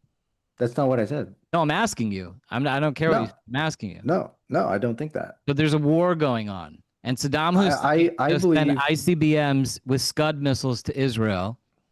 And during that conflict, and Israel flew in and blew up the plutonium, the Iraq plutonium reactor in Iraq, ARAK, the plutonium reactor that Saddam Hussein was busy. I see you looking at your chat GPT. So the I'm looking at my the Iraq notepad, big guy. plutonium. Yeah, he was looking down. The Iraq plutonium reactor was. Can we do, Adam? Can we do like a 2-minute thing? Sure, He just keeps interrupting. Yeah. All right. Yeah, we're gonna have to start doing. There's a lot of interruptions. I just wanted to recap real quick. To debate you, Brandon, because you're not an American, and you're not. That doesn't matter, Adam. That doesn't. You're not educated. You just divert to irrelevant shit. I don't have to be American to understand. I don't have to be American. You're talking to about have an opinion for America, but you're not. What are you talking about? I'm talking about foreign policy geopolitics. It involves Europe as well. It involves NATO. NATO was involved in the war in Iraq and Afghanistan. And Trump is trying to suck NATO into this new conflict in Iran because Israel views Iran as a geopolitical threat and a geopolitical rival. They're both backing the enemies of each other. Israel funds terrorists against Iran, the MEK and Jandullah, and Iran funds terrorists against Israel. They're both hegemonists. They both want it. They both want to rule the Middle East. They both want nuclear weapons. So it pretty much seems that like one of them is going to rule the Middle East, and one of them already has nuclear weapons. So is it a good idea that we give both enemies nuclear weapons to use against each other? One of them being a clerical, radical Islamic regime, the other being a secular, Western-aligned state. I wouldn't care if they fought each other and destroyed each other. That would be fine. See, that's with me. where we're getting at. That's why you want to round. That would be fine with me because you want to wipe out Israel because Israel's not our ally. Israel supports dumping refugees maybe not on the West. Spain's ally, but Israel's certainly America's ally. No, they're not. Israel supports dumping refugees into America. When you so say long as our it's not ally, them. you're not talking about America. Israel stokes You're talking up about conflict. Spain and Canada. Israel cooked up the war in Iraq that cost the U.S. taxpayer $2 trillion to overthrow a regime that created a power vacuum for ISIS. Hold on one sec. We removed Saddam Hussein. Let him finish his point. Too much interruptions, Adam. Go attack our enemy. He's got a fucking payphone in his house. They're going to do it for us. So look, the Mossad line. We remove Saddam Hussein from power. It creates a power vacuum that breeds ISIS into power that creates a fucking reign of terror for 10 you don't years. think that the CIA had anything thousands to do of with people the getting removal? destroyed. Listen, Prescott Bush was the thousands of people CIA. being murdered because we removed Saddam Hussein. George Bush the senior was the first to go into Iraq. George Bush the junior was the second to remove and kill Saddam Hussein. Yeah, and a bunch of his advisors were there's Jewish clearly Zionists, an established legacy, and George Bush Sr. was also the director of the CIA prior to. He was also responsible for the Iran-Contra affair. George Bush, which Israel participated in. So so George Bush Sr. It's like you pretend like the CIA doesn't even exist, or they're like a client. That's not what I said. Subsidiary of Israel. That's not what I said. Do you think that the CIA answers to the Mossad? No, I didn't say that. So does the Mossad answer to the CIA? No, I think they have their own agendas and they have. But they both have that. that. So did the CIA have an agenda to topple the regime in Iraq? I mean, I don't know. Maybe they did. You don't know. But what George I do know Bush is that Sr. went into Iraq. George W. Bush. What I do know is that he was director of. He was director. He was the director of the CIA that brought the Iran regime to power in the Iran-Contra affair. George Bush Sr. brought the mullahs to power in Iran. And then somehow Israel's responsible for the removal of Saddam Hussein. Right. Totally, bro. Guys, pause for a second. I just want to recap, okay? Hold on. Oh, go ahead, Brandon. Finish the point. I don't want to interrupt. Yeah, basically, you've acknowledged that Israel has a large hand in this.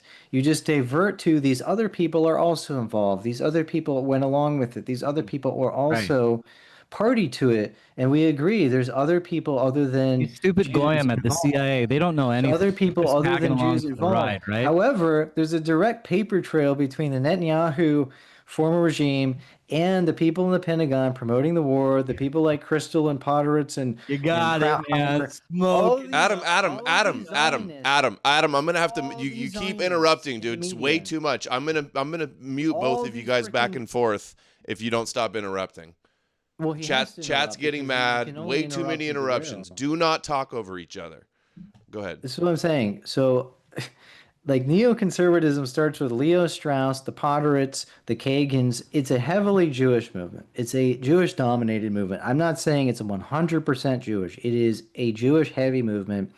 They have tribal loyalties. That's very clear with a lot of them. You like Feith with Theodore Herzl's portrait in his friggin' house. He's a Zionist. He says, "Why I am a Zionist." He's tied to Israel. He has a law firm in Israel.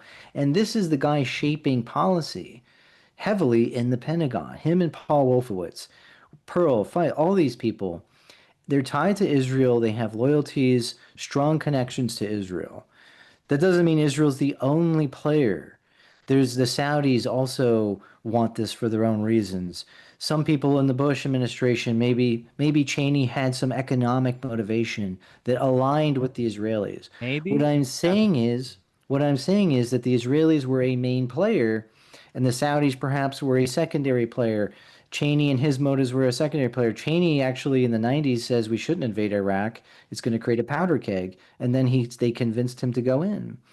And so the Israeli agenda is key here. It's not the only thing, but it is an important thing. And it is, in my view, the main player pushing this war in Iran now. Kushner, Witkoff, all these people are Zionists. You need me to own it so that I really don't even care. I support the war in Iran. So, like, why would I even care? And also, most Americans support the war in Iran.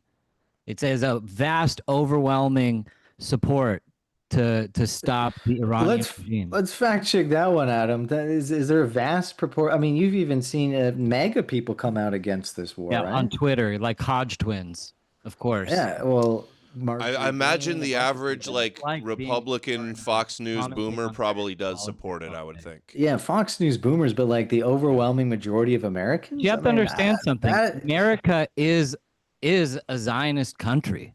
America supports its allies, and Israel is an ally.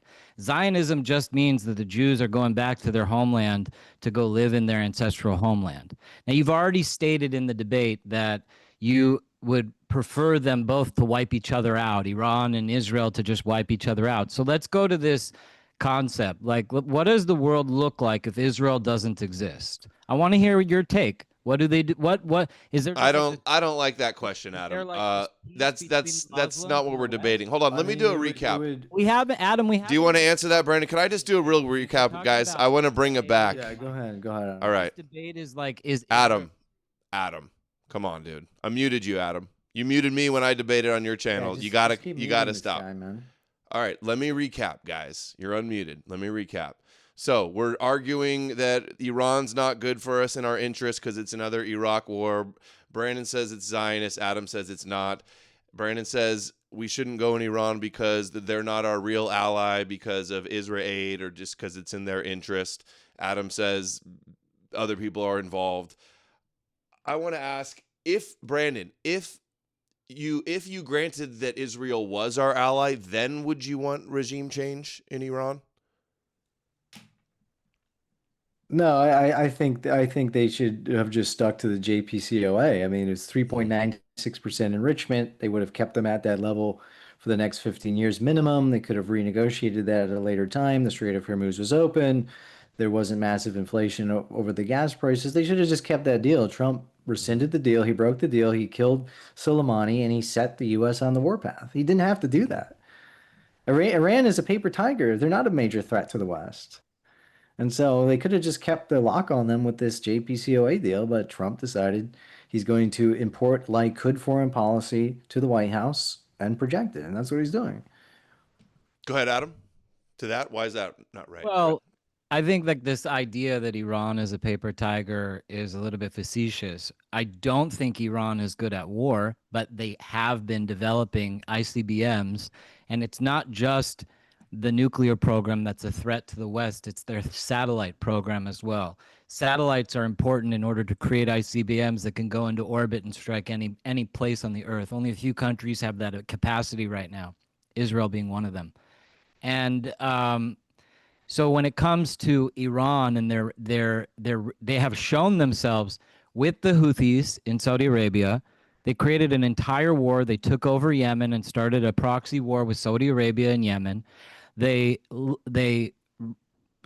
are single-handedly responsible for the Syrian civil war because they made it so Bashar al-Assad could not step in. No, they're not. Yeah, Israel helped. actually, because Bashar Israel and al-Assad Saudis is a helped proxy push that. state of the Iranian regime. Yeah, and the rebels were proxies of Saudis and Turkey and It Israel was and all the another rest. Saudi-Iranian war. So diverting Saudi from and Israel, Israel we've and already Turkey. seen two regional conflicts where our allies, the Saudis, are And now Israel? in a conflict with the Iranians. Now, because Yeah, and we get all of Israel? our oil from the Saudis, like that, of course, that strategically affects the United States, tremendously affects the United States. It affects OPEC. It affects the entire world that we live in. And it flooded Europe with refugees from Syria. That was when the refugee crisis really took off. And so that's all Iran. There's other things too. Lebanon, all the Christian minorities were decimated until Israel liberated the Christians in Lebanon just recently with the war against Hezbollah. And Hezbollah took over Iran, subjected Lebanon, subjected everybody there at the behest of Iran. So there's numerous examples of Iran flexing its power, not as a paper tiger, but as an expansionist nation that desires to push their agenda across the Middle East and into Europe. So I don't know where you think All they're right, so let me respond then. paper Let me tiger respond. capable, Let me and respond. somehow it's okay that they enrich uranium to 3%, but it was really 20%. Yeah, 3%. So first of all, the Syrian civil war began with protests that dovetailed into rebellion, dovetailed into militancy, and there was like 4 or 5 countries backing all of these Syrian militants who ended up converting into ISIS, converting into Al-Qaeda, converting into Al-Nusra. So you had Turkey, you had the Qataris, you had the Saudis, you had the Israelis, and other powers backing those jihadists in Syria to keep that war going. Even Joe Biden says our allies are the problem. Joe Biden said it's the Turks, it's the Saudis. They're backing the jihadists because they want to overthrow Bashar Assad. And now what's Syria? It's run by an Al-Qaeda terrorist named Jilani. He's part of the Al-Nusra Front. Decided to make peace with Israel. So it's okay when jihadist Al-Qaeda terrorists, so long as they make peace with Israel, jihadists are good, right? That's actually the logic of Ephraim Halevi. They had a handle their own national interests. So he's interrupting me, Adam. He's interrupting me again. Well, you're finish your point. So Ephraim, the head of Mossad, said this. He says, yes, we did give hospital care to these jihadists. There was a ISIS affiliate in the Golan Heights. We bombed the Syrians, the Iranians, and Hezbollah, and not these jihadists because they didn't attack Israel. So they're not against jihad. They're just against it when it's anti-Israel, right? So this is not a consistent anti-jihad, anti-Islamic policy. This is a tactical strategy. They're willing to back jihadists against other people so long as it helps them. But that doesn't help us. ISIS did most of the attacks in the West. Al-Qaeda, ISIS, these are the people who kill Westerners. It's not Hezbollah. It's not Iran. They were fighting ISIS, and then Trump destroyed ISIS. Right? Trump killed I'd like ISIS. to clarify what we were doing on the border of Syria, if you don't mind. Because I actually think this was one of the greatest things that the Jews have ever done. And it's something that I was intimately involved in, the Syrian civil war. My directorate was like 2016 to 2018. And I was deeply involved in this field hospital. My boss controlled the entire operation. And the reason, and what we did was we set up a field hospital on the border of Israel and Syria for anyone who was injured, mainly Kurds, because that's where the Kurds live. That's the independent, I'm sorry, not the Kurds, the Druze. But anyone, regardless of their side, could come, be treated by Israel. And while they were being treated for wounds and saving lives, Israel was sitting there evangelizing these people to peace. So I really don't like it when people like to pearl clutch and say, oh, Israel was providing material aid to the terrorists. We set up a hospital on our own border and we treated anyone who was injured with the intention No. that they would go back and create peace. You're saying no from your cozy seat in Spain, but my seat was one of the people So who were organizing. you're a jihadist enabler. You're literally on the ground helping jihadists. You're not helping anti-jihad. Druze that were caught up. You're literally a jihadist enabler. We So weren't the helping IDF, Alawites who were. We were only the helping IDF jihadists according look, to you because the it's their IDF narrative. Hold on, Adam. You gave your thing. Now you got to give him a chance the head to of the make, IDF respond, and finish the point.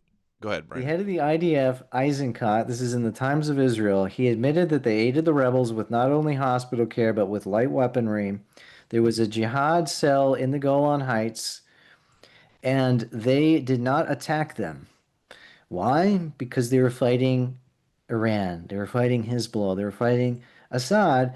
And then the head of the IDF says they dropped over 2,000 bombs on Syria between the years 2014 and 2018 on exclusively Iranian, Syrian, and Hezbollah targets. They literally were the Air Force for Al-Qaeda, head-chopping, jihadist, psychopathic terrorists in Syria. And then the head of the Mossad, Ephraim Halevi, said, yes, we need to be humanitarian with our enemies. And then the interviewer says, oh, would you do that with Hezbollah? And he says, no, we wouldn't do that with Hezbollah.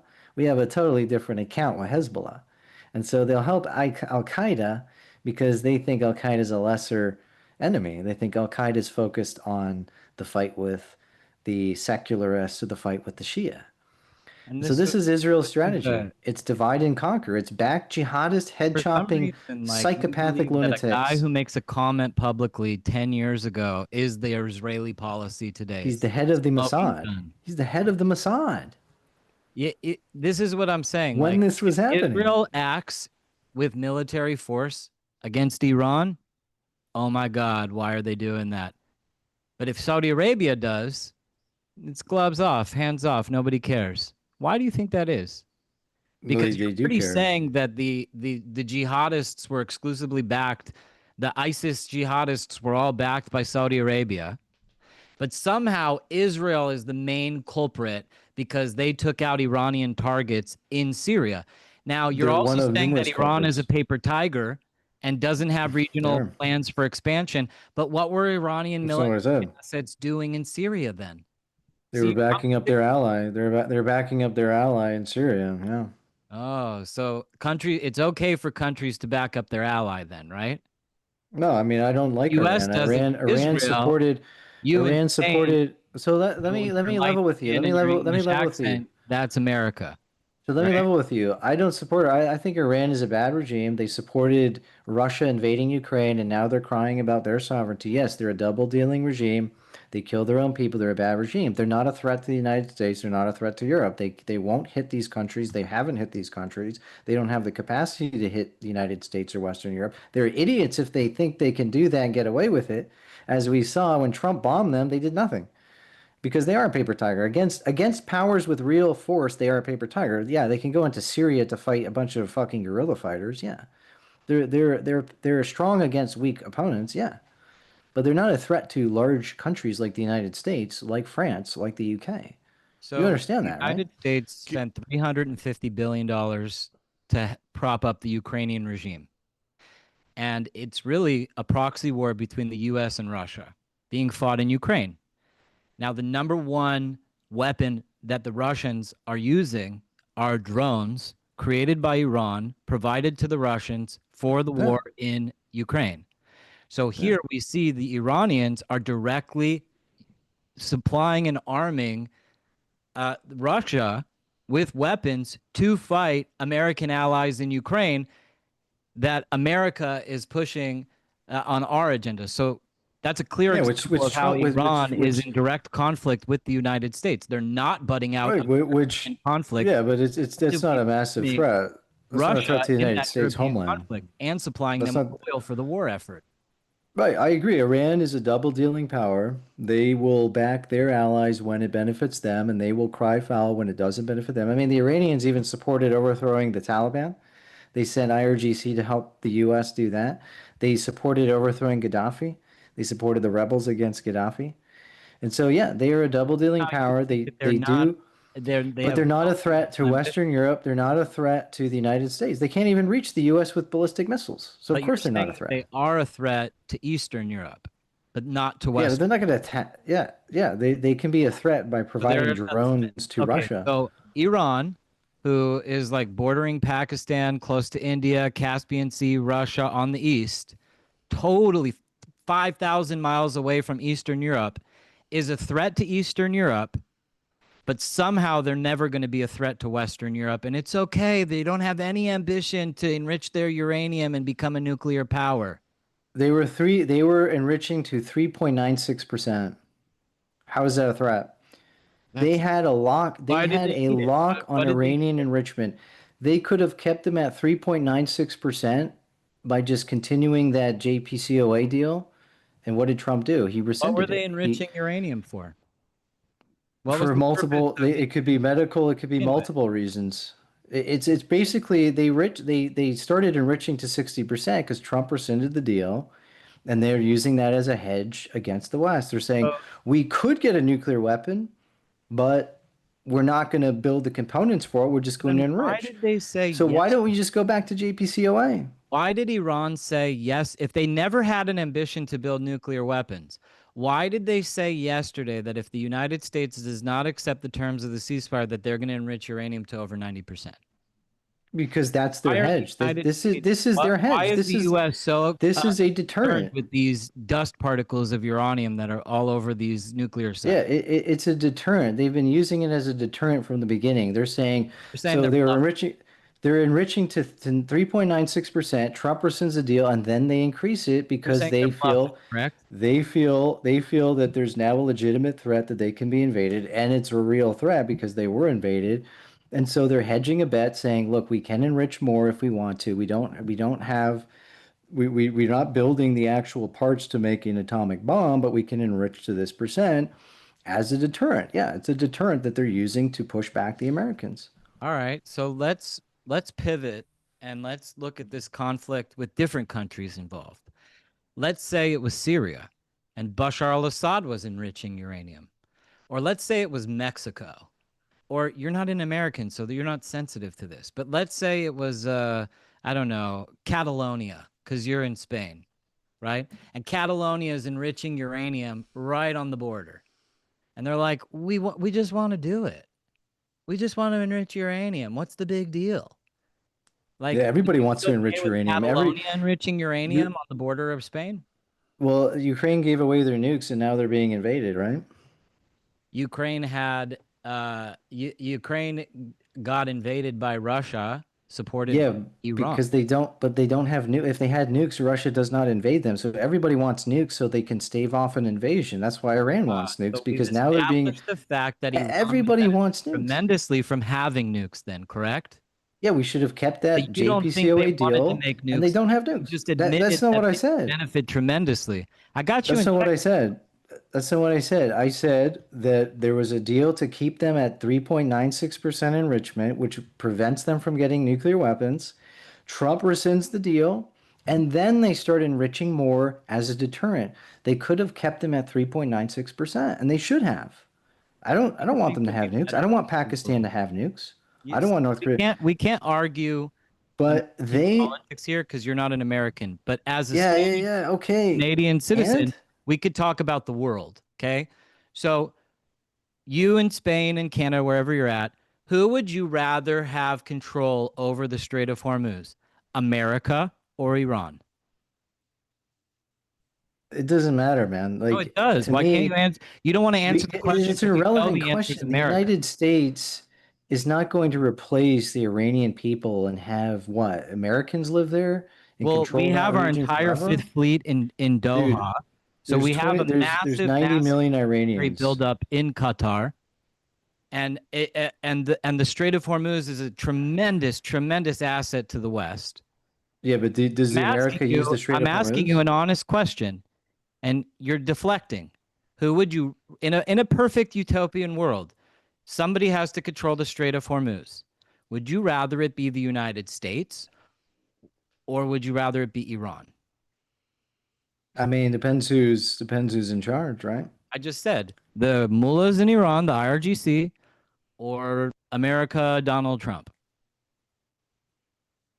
I mean, in an absolutely perfect world, you could say America should control every country in the world, every strait in the world, every port in the world. That exactly. We finally by your logic, the United States. That's what Israel wants. By your logic, that America should control the world. Yeah, Brandon, by your logic, that the America United should States control should the world. control the world, should control every port in the world, should control every key resource-rich area in the world. This is not the world we live in, dude. But it is the world that we live in as Americans. Create We this do control perfect the world. utopia. You don't, but we do. cannot create a perfect utopia where the United States and friendly regimes control every little resource-rich area, every port, everything. That's not the world we live in, dude. Do you know about? Can I ask a question? Hold on. I kind of have. I'm having thoughts. I have hard questions for both of you. This for Brandon. Brandon, would it be better if America had a Western-friendly regime change leadership in Iran instead of pro-Russia in China? If we can accomplish that through the war.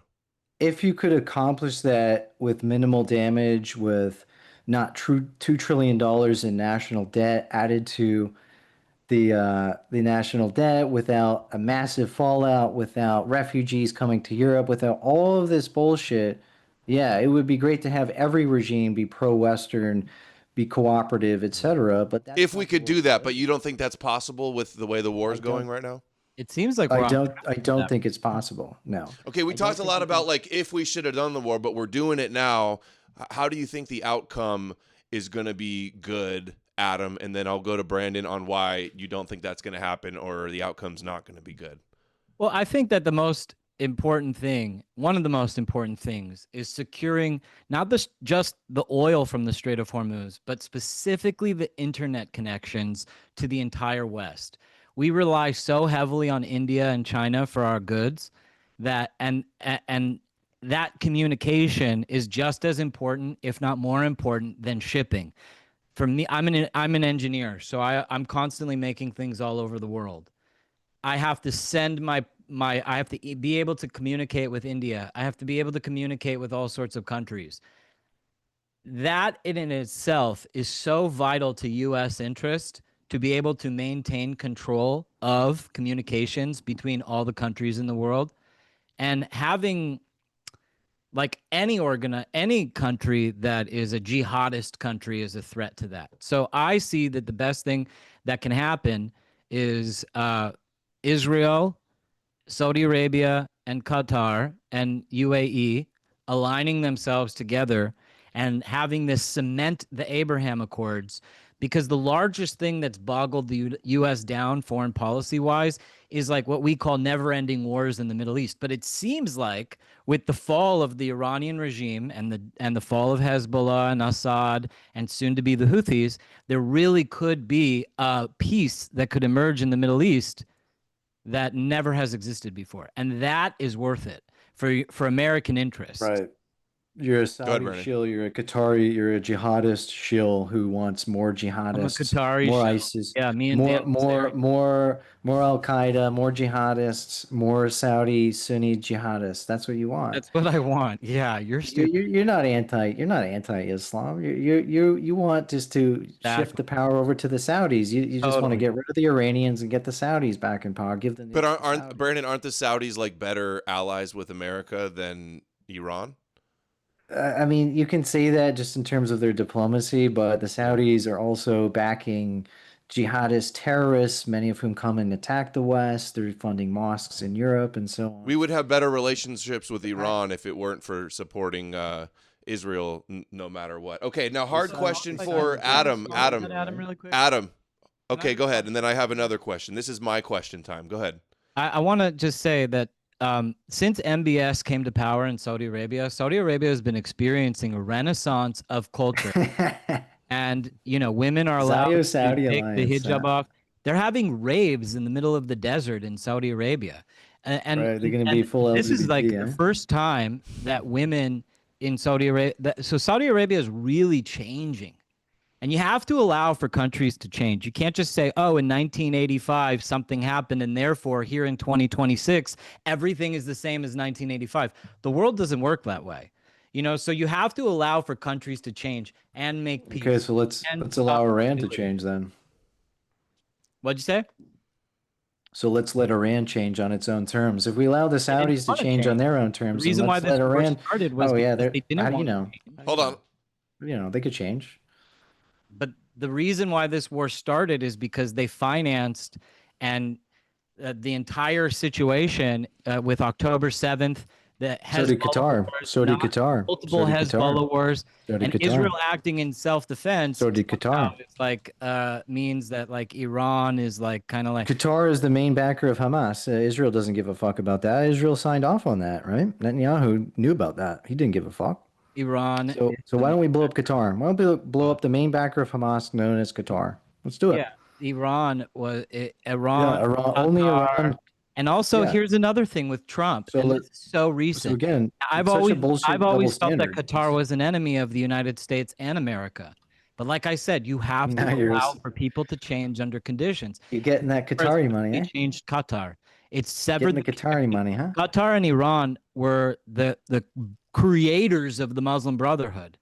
This kind of like The Muslim Brotherhood are Sunni Sunni jihadists. Shia Iranians are Shia, man.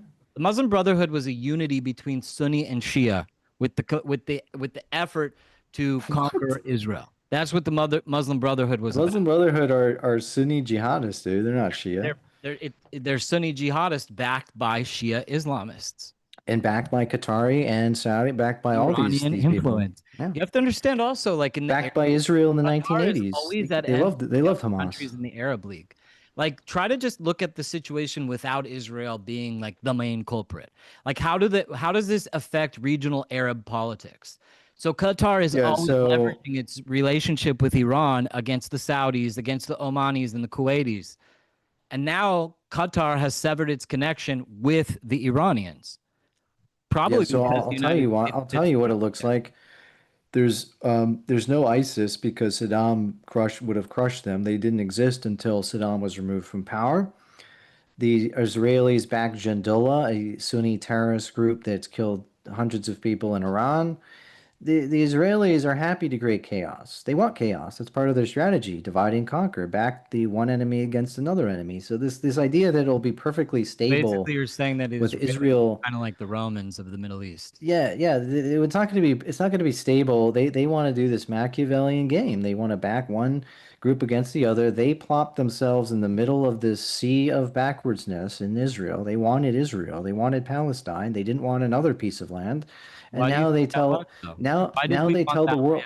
Now they tell the world we have to defend them. We have to back them up against every conflict they had, every rival they have, and we have to die for it. We Why have do to you think spend our that the treasure Jews for it. wanted this land, Brandon? It's just biblical prophecy, all that stuff. You think that the Jews, and I say this third person trying to be non-attached, but do you think that the Jews felt an inherent connection to their homeland? Is that why they wanted it? That's your homeland? It's it's Italy for the Italians. I mean, like there's Italian Americans who go vacation in Italy to go see Rome. Yeah, they live in America. They're fully integrated into America, though, aren't they? What? Those Italian Americans are fully integrated into America, aren't they? So are the Jewish Americans. But then why is Israel the homeland if they're Americans? Why is Italy the homeland? Why do people always say, what's that place in Italy that they always say that they're from? Like, it's like if you're from this one area, it's like the mafia thing. But they're not Sicily. Yeah, exactly. They're always claiming like, oh, I'm Sicilian. You know what I'm saying? They're not even claiming Italian. They're claiming Sicilian. Right. Okay, we're getting off base. Let me ask another question, guys. This one's for Adam. Adam, why can Israel enrich and have nuclear weapons, but not Iran? Well, Israel already has nuclear weapons. You know who this guy is right here? He's the father of the Israeli nuclear program. Mao Zedong? Israel already has nuclear weapons. The chosen people, Adam, they get to do things other people don't get to do, and that's how it Well, works. once you got nuclear weapons, you can't take them away. Wait, so why are you so more countries surprised that have Iran nukes wants or less nuclear countries weapons? Like you act like you're so surprised that Iran wants nuclear weapons. Well, Israel wanted nuclear weapons because it's the ultimate deterrent That's against what an I'm saying. invasion. Like, it's so stupid. No Can I shit, tell you man. what Brandon, what do you think happens if there's a nuclear? Like Israel is occupying Iran because they don't have nuclear weapons. That's the only reason. If they So then had the why nukes, didn't there's no Israel war. use them on anybody yet? Why has Israel not even They used don't need to. space lasers on anyone? They don't need to. They don't need to yet. Exactly. Maybe we they don't will. need to. We're stronger But than that. they But could just if use we need to, we will wipe ballistic you off missiles. the They face could of the just map. use regular missiles. They don't need to use nukes right now. Why would they?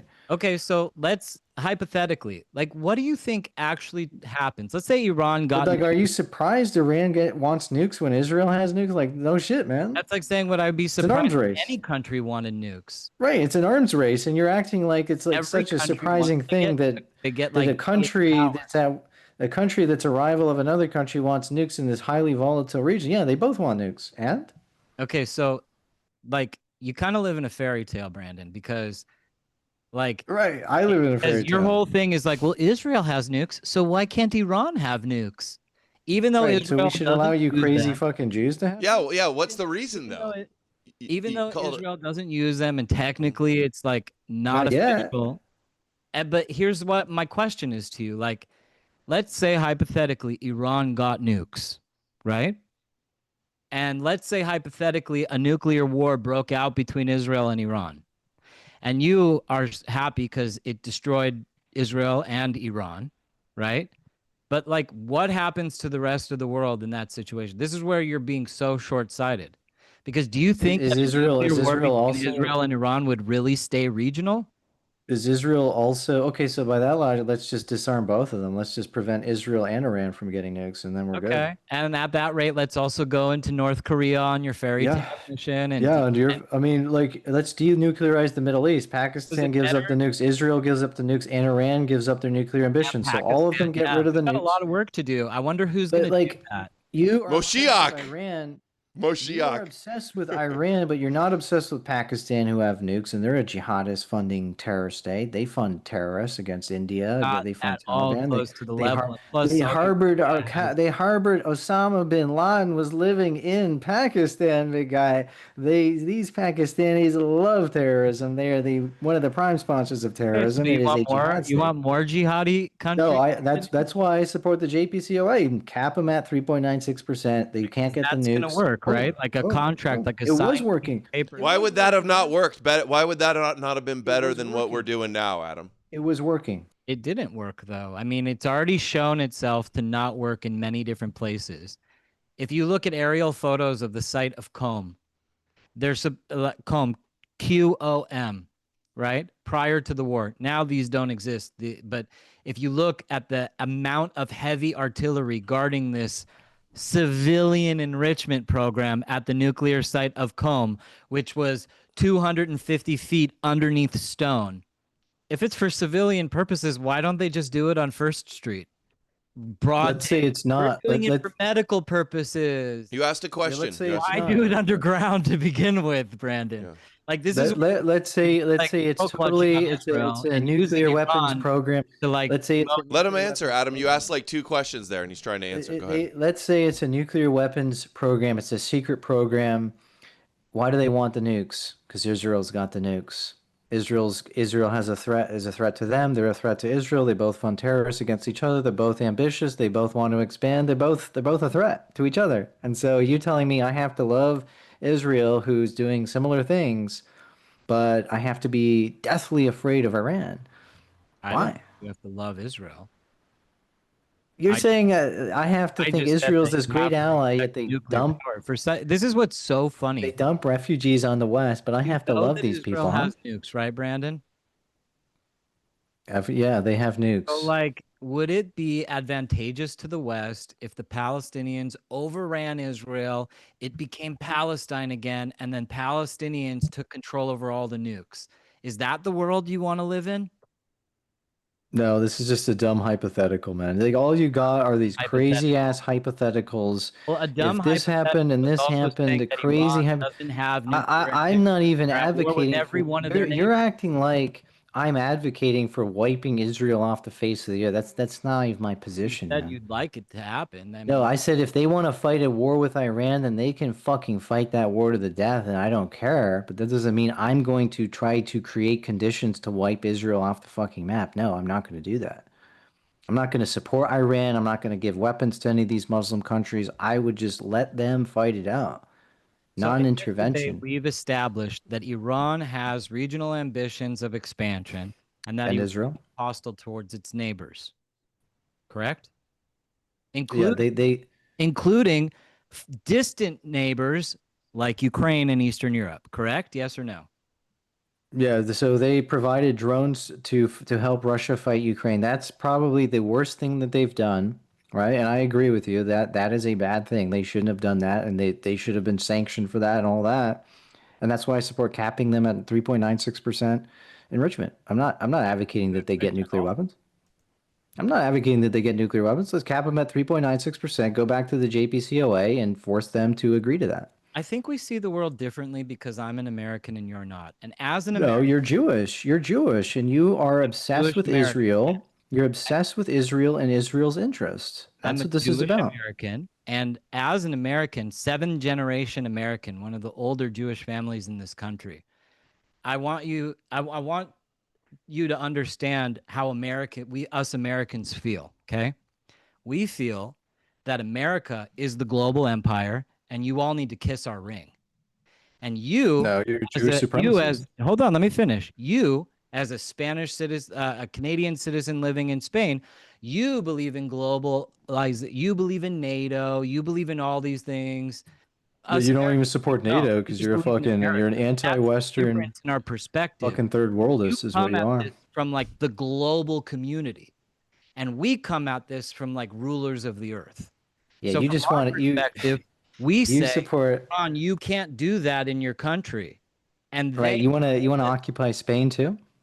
If Spain was making nuclear missiles, then yeah, absolutely. Yeah, you're only happy with America so long as Jews are powerful and have AIPAC and are in control. But as soon as Israel, as soon as America, let's say America Everybody does this to me. They do the let's say dual- America dethroned AIPAC, dethroned Jews. to tell people Let's say Adam. let's say America dethroned all of these Jewish organizations, all of these Jewish lobbies, and stopped supporting Israel in this obsequious way. You would not be happy with America. You probably move to Israel, right? Because you're Jewish first. You're Jewish first. That's really That's a fact. easy for you to say, though. You're Jewish first. Like my whole family would just up and leave. My family. You wouldn't care about Iran and if you weren't Jewish, man. My family obviously likes Israel because most of my family has never even been to Israel. So why do you care? Because they're our ally and we're a global empire. No, you don't care about other allies. You're obsessed with Israel because they're Jewish. I also care about Japan. I also care about I doubt Turkey it. and Argentina. You care about Taiwan? Like if China occupied Taiwan, I doubt you'd be like making podcasts about it every day and going on about it every day. It's because you're Jewish that you care about Israel, right? That's obviously true. About Taiwan. I think that it's very important that America has unlimited access to Taiwan. All of our semiconductors come from Taiwan. If Israel was not Jewish, I have like some dual loyalty situation. But because I'm Jewish, I'm not able to be a loyal. You're Jewish American. first. If Israel was not Jewish, you wouldn't give a fuck. And if Palestinians, in Canada, if Palestinians were not Muslim, many Muslims wouldn't give a fuck about Palestine. And if Israel was not Jewish, many Jews would not give a fuck about Israel. It's all about tribal loyalties with these people. That's clear. You just live Is it not about tribal loyalties with you though too? What do you mean? Like, is having tribal loyalties bad? No, but it's not my people. So why should I want to die and sacrifice in their our tribal treasure wars? Yeah. Right. So why should I want to sacrifice European blood, treasure, and everything else to keep Israel safe from their enemies? They don't care about us. As I've demonstrated, they don't care about us. They're willing to dump their fallout from their wars onto us because they don't care what happens to Europe. They care what happens to Israel. And they're Brandon, willing where's to your fuck with us to make them strong. What's your heritage, Clear. Brandon? Your ancestral heritage. What is that? Where's your ancestral heritage? Spanish and Eastern Europe. Where does Martinez come from? Spain? Yeah, from Is that Spain. Why? Is that why you're a Canadian who lives in Spain? Because you have a Yeah, loyalty what? to Spain? Yeah, I Ancestral regret back to my heritage, roots, and desire to be with your people in Spain. yeah, and you're not You my can't people. do that, You're an but Israeli. you can You're as a Jewish Canadian living in Israeli. Spain. You're a Jewish Israeli with a loyalty to Israel, and you want to pull Europe into Jewish your conflict with American Iranians. loyalty to the Constitution of America. No, you're not loyal to America. Who are you to tell me where my loyalties are? You don't Because even. you're Jewish. You're Jewish first.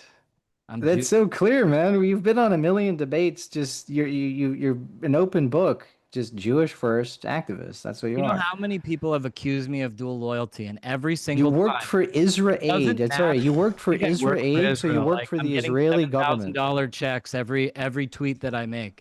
He didn't You worked say for that. Israel Aid. You don't worked have on to the get Syrian checks. border. You worked for the Israeli government helping terrorists in Syria. You worked for Israel Aid to bring migrants to Europe. You're literally part of the problem, signed man. up to join ISIS. Yeah, you're Your supporting facts are your ISIS. You own. support Saudi. You You're support not Qatar. You interested in support the hearing. terrorists. You're not interested in here. You know, it seems like you've watched all my content. You know, I haven't really watched that much of your content. I mean, I've seen a couple. seems I haven't watched all it your seems content. like you for know sure, who I but- am better than I know who I am. Yeah, I did a bit I of want you to research on you, understand big something, guy. Brandon. Israel does not have a constitution. It has a basic governing set of laws governed by a Supreme Court. Now, America has a constitution, and I am granted rights under that constitution that I don't have in Israel. And that's why I'm loyal to America, because I'm grateful for my First Amendment right, my Second Amendment right, my Fourth, Fifth, all my constitutional rights. Right, And so you because work for Israel Aid in Israel, because you're not, because you don't understand what the Constitution does for Americans. You don't have like that feel. So for that reason, you I'm work for so Israel Aid in grateful to Israel celebrate for the 250 Israeli years government. of America, and So I am you're so proud to be a seventh generation American on both sides.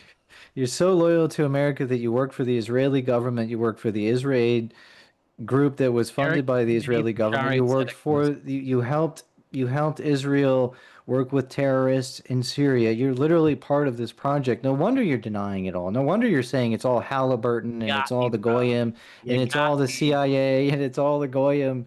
Like you have a vested interest to deny.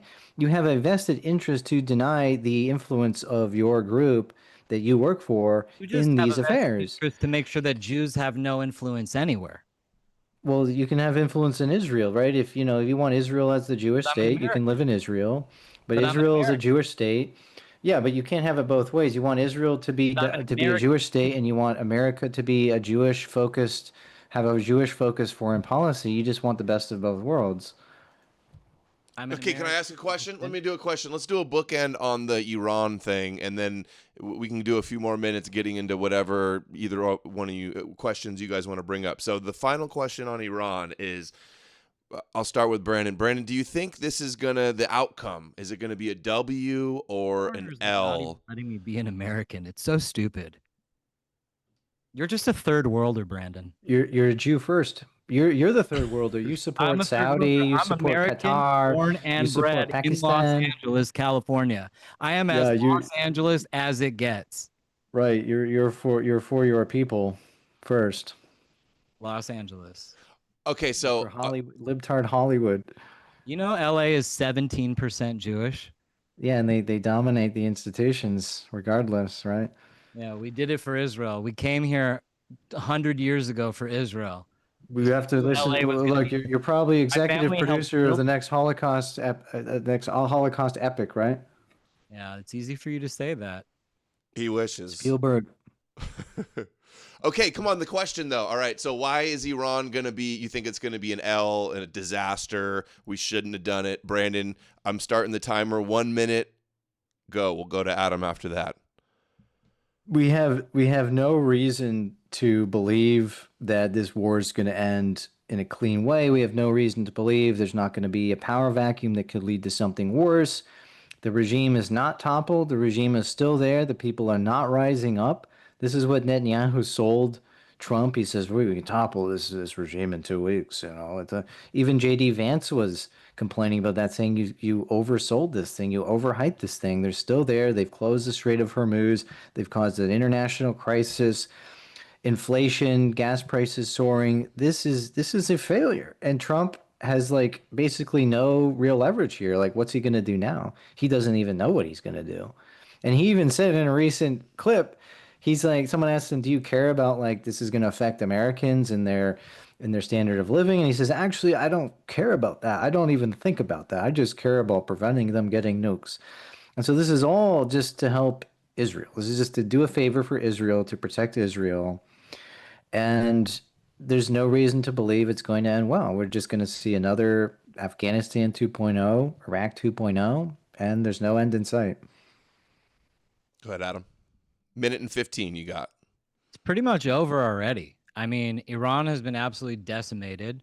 Not only have their nuclear programs been buried under rubble, but all their weapons manufacturing facilities, IRGC is on the run wherever they go. The people did rise up, and they were brutally massacred. 40,000 people were laid down in a genocide in Iran because they rose up. Now, they don't have weapons.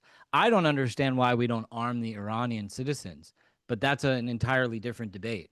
But it's clear that this war has been tremendously advantageous. It's crippled Russia. It's caused massive gains for the West in the Ukrainian conflict. It's all connected. And as you see, countries that have been at war with each other and vile enemies for decades have aligned themselves and even signed peace agreements. It came out yesterday that Bibi Netanyahu actually flew to the UAE in the middle of the war to handle whatever top secret thing the Al-Thanis wanted to do with Bibi Netanyahu. So you see very strange bedfellows uniting against the Iranians, the Iranian regime, not the Iranian people. And that's what's so fascinating about this, is because all of them are supporting the Iranian people. And it's like almost as if there's a very big Iranian lobby in America. And the Iranian, yeah, it's so big. Okay, wrap it, Adam. 20 more seconds. You're already over the 1:20. I actually have been to the rallies in Los Angeles, and they're protesting in the streets, wanting to be liberated. The Iranian Americans are wanting liberation in Iran, but somehow None of them are going to move back to Iran. They're all just going to hang out in Los Angeles. Israel did it because Israel did 9/11, and U.S. Again, straw man. You're just attributing positions I don't have. Yeah, these Iranian expats, probably hardly any of them. But are you go could do back that to with Iran. me and my hardly any of these people are going to go back. They're comfortable living in the West. This is just a performative fucking bullshit display. They don't. None of them will go back. None of them will go back. None of the Syrian refugees went. None of the Syrian refugees went back. They all love the West and the grift. They love the West and the grift. The war just ended. None of them. All these Iranian expats, they're all frauds. They're all just performative. They're all fucking LARPing. This is Shah Pahlavi. They're basically just a bunch of people who used to be in the old regime. They got kicked out. They're mad about it, and they want to get revenge. And this is their LARP. This is their lifelong fucking LARP. Where's the uprising in Iran, right? Surely this is the time to do it, right? We don't see mass uprising. These people they're actually just helping. They're actually just helping the regime by attacking. It's very easy to find images of body bags them. everywhere. They're actually just helping the regime. Actually, you're just like it's actually insulting to all these pearl clutching in Iran that you. I bet you've never even met an Iranian person. I've certainly met Iranian people. Yes, I understand the diaspora hates Are your Iran. Iranian friends pro IRGC? I bet they are. I mean, I've met people who are pro. I've met people who are against. The ones who are against are like these There's people who pro-Shah, are the against. monarchists. They're the Iranian monarchists who want the Shah back in power. And great, but the More Shah's than just gone, and he's been gone monarchists. for 40 fucking years, and the shit's just not coming back, dude. I don't see it.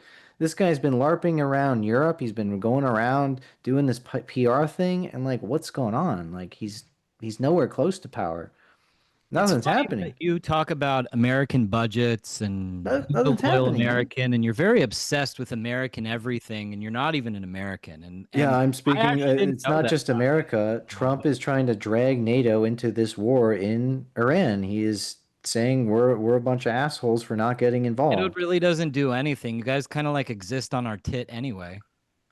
And that's what I mean So when I yeah, say, you're that's what I mean when I anti-European. say Yeah, America you're is a global anti-European. empire and we're the predominant empire because you, with your NATO and all this shit, you think you have the right to tell us what to do. We No, finance all we're of the ones who fought in Iraq and Afghanistan for you, the you. Spaniards. We fought, yeah, the Spaniards fought in Iraq and Afghanistan for you. Yeah. For you. For you. Even Okay, all right. Ukrainians. We've The hammered the Israelis war. didn't I don't fight. want to get back into war in Iraq. We already hammered that. The Israelis didn't fight in there. Let's switch up another topic or subtopic. Before we wrap. Let's talk about like these left-wing Jews in the West, right? Why? So you understand like these crazy progressive Jews. Let's like talk about these crazy Canadians. these ADL people, these American Jewish Congress, World Jewish Congress, Canadian Jewish Congress. You've They're proved this debate crazy. is about Iran versus They're Israel, and you've they're proved crazy that you're more fucking obsessed with radicals. Jews, and now we're talking about the ADL, and now we're talking about Yeah, the ADL, which supports the war with Iran. They support every fucking crazy policy, but they're also progressives who support BLM. They're also progressives who support open borders. Like, what's with this pathology that these progressive Jews have, where they want open borders for the West, they want progressivism for the West, but then they want to be Zionists at the same time. to me. But they want to be Zionists. Like, what is behind that?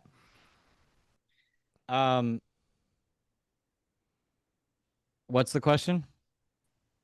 Like, what's behind this pathology that many Jews have, that they want to be liberal progressives in the West, but then they want to be Zionists for Israel, and they're okay with a one ethnic or one religious group state in A lot of Israel. these liberal Jews are not even Israel supporters; they're Palestinian supporters.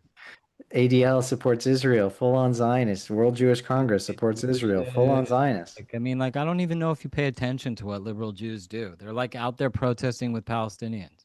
Yeah, that's one faction, but the ADL, the World Jewish Congress, the American Jewish Congress, they're all Zionists, dude. They're fighting against the pro-Palestine people. They're calling them anti-Semites. Who is? Jonathan Greenblatt. He's saying that the pro-Palestine people are You anti-Semites. want to have it both ways. You want to say, on one hand, the conservatives answer that. are bad because Answer they that. did the war in Iraq and the CIA had no influence and the CIA was just some like bitch. Not what I said. But Not then what I said. after that gets shot down, you want to pivot to the liberal Jews and you want to be like, that's You the didn't shoot problem. it down. Liberal No, the issue is that they're liberal for the United States or for Canada, but they're not really liberal for Israel. on Like the issue every of race in immigration. America is allowed to be liberal, except if the Jews are liberal and No, go for the ideology, issue is then they're subversive Jews who want no, to. the issue is the double standard. So like Greenblatt says he's a Zionist Jew. He says I'm a Zionist Jew. We support Israel. Anti-Zionism is anti-Semitism. But then he's a Wrong with that? progressive. He's a progressive who says we need open borders. He supports BLM. He wants to lobby the government to do amnesty. So does the Vatican. Yeah, right. But Greenblatt Why has a aren't you double attacking standard. the Vatican if you're so I do. with I open do. shut borders and you're not even Wait. You don't even know Why aren't anything you about. even attacking the Wait. Vatican? The Green, Vatican Adam Green. never Adam Green. once Have I signed criticized the Vatican? all refugees, including into Europe. He had me on a show actually too, and brought up all the Vatican and Christian organizations doing. You don't know me, man. You don't know my content. I've criticized the Christian leadership just the same, but we're talking about Greenblatt here, right? Let's focus on Greenblatt and some of these progressives. So he's I don't a have Zionist with Greenblatt, so I don't know. but why is he a Zionist and a progressive? But you see the disconnect? Is what? He's like he's against white nationalism. He calls them Nazis, but then he's a Jewish nationalist who wants Israel to be a strong Jewish state. How do you explain that? You're gonna have to ask Jonathan Greenblatt. I don't know. What's your insight? You're Jewish. You have insight in the community. What's your guess? That we're all like some hive mind. Well, at the Elders of Zion meeting last week, I was asking Jonathan. I said, "Yo, Yeah. why do you do this?" And he was like, "Oh, because it's like it's so stupid." Like, Well, why do What's you your think he guess? does it? Yeah, what's your guess? Why do you think some Jews are pro Zionist, but then they're anti European nationalism? well, I'll say that when Israel is strong, anti-Semitism across the world is weaker. When if Not there's really. no central Jewish power in the world, history has shown that Jews just get trampled on and genocided all across Europe, all across the Arab world, all across everywhere. So, I could see why Jews would want to support Israel because it keeps Jews safe everywhere. You get what I'm Yeah, saying? so it's the So best of both worlds. That's what they want. They I want Jews know to be. you asked about They- pathology of liberal Jews. I'll tell you something. After the Holocaust, I'll tell you why. a lot of Jews, I'm sure you have the answers. A lot of Jews came to America after the Holocaust, and like faith was the biggest challenge. And the abandonment of Judaism was kind of like how could you, God, do this to us in the Holocaust? And so this like alignment with progressive liberal values was something that Jews really supported because they were also very involved with, black, the whole black liberation, 1964 civil rights movement, and they saw a lot of these liberal Jews saw like this collective humanity coming together, and it was very altruistic. It had great intentions, but it was aligned with like the left, which was more faithless, which was more like anti-religion, anti-traditional values. So I could see why an organization like the ADL would be a liberal organization. I understand why Jews want to be liberal because they want to cast off the yoke of the burden and responsibility of being Jewish and being blamed for everything under the sun. Why do you think he does it, Brandon? Yeah. Greenblatt does the. Maybe Adam will agree with it. It's very clear. I mean, Brett Stevens said it. So he's that New York Times reporter. He says liberal pluralism is good for Jews, but it's good for them when they're a minority. It's not good for them when they're the majority. So when they're majority, liberal pluralism is the end of Jews because it leads to assimilation, it leads to intermarriage, it leads to Jews becoming atheists, forgetting about the traditions, dropping Judaism. And so they only want it when they're a minority. And so you'll see that they disproportionately lean to the left when they are a minority, even when they're not persecuted, like in the United States. They have life perfect in the United States. They've done extremely well in the United States, yet they still push the liberal left-wing stuff by their majority. And so they want the best of both worlds. They want the Jewish state to be the safe haven for them, so they have to be a bit more racist, more exclusionary of non-Jewish people. They persecute the African refugees that go into Israel. They call them cancer. Government ministers call them infiltrators, advocate for mass deportations. On how to treat But then in the West, the liberal Jews who are also Zionists say welcome the refugees, bring them in, and they're delusional and idiotic because they're bringing in people who actually hate them, like Muslims who end up doing terrorism against Jews. But they're so pathologically opposed to white nationalism and European nationalism because of their Holocaust PTSD. That's what this is. It's George Soros said it. He's a liberal because of the Holocaust. That's what it is. Let's look at white nationalism for a second, Brandon, because like most of these guys, and I like pretty much exclusively exist in this space, so I know this space very well. I mean, like I've been called a kike like a zillion times. Like, right. And why you call people goyim? It's that type of movement. When they blame you for everything that ever happened, like the white people are these like sniveling victims, and the Jews are these like oppressors controlling the strings, behind the scenes, and there's no such thing as a goy who has power. It's all secretly Jews. I was listening to Richard earlier today, and he was talking about white nationalism and how like it's just so low IQ. Actually, I was also listening to Lucas Gage's new post, which is it's like Chud the Builder. Like white nationalism is led by Chud the Builder. And then you wonder why the ADL would even be opposed to such a thing. Why are they opposed to Chud? What are you talking about? That guy's just a clown, dude. That guy is White just an nationalism attention. was educated. So wait, so White Jared Taylor. nationalism was Wait. Have you heard of would be Jared Taylor? building your society. Instead, you're Yeah, have just you heard going of out Jared? there You haven't. calling black people the N-word. Yeah, you're just taking that the is most pinnacle extreme. of Yeah, white and you can nationalism. find Jewish nationalists attacking Goyim, saying Goyim are slaves, like Ovadiah Yosef, saying Goyim are inferior donkeys. You have Jewish supremacists in Israel, like Meir Kahane, advocating for the expulsion of all non-Jews. You have Jewish schizos too, man. You have Jewish wignats too. I saw a Jewish woman in Israel calling for the genocide of Palestinian kids. Let me ask you a Right. question, Brandon. So wait, let me What type finish of that. Jew is So a good no, Jew? wait, let me finish that. So I'm curious. Jared Taylor is an example. He's educated. He doesn't blame the Jews for everything. He avoids that. He says it's actually these white liberals that are the issue. So And I've my said that. question to I've you- said that too. I my don't say all question to Jews you, are the problem. Brandon, and I would really like to have this answered in the debate. So please don't deflect like some of the other questions. Who is an example of a good Jew to you, and why? So I would point to Eric Zemmour. Have you heard of him? Mm-mm. So he's a broadcaster in France, and he's defends France. He's a very patriotic guy. He is against the Great Replacement. He defends France. He's against Islamization, and he's a good guy. Like he actually says that Kind of he's like, French first. so he's kind of like me, like, right? Like against American invasion from the southern border, or is he Yeah, also like like against Israel? Is that why you think he's good?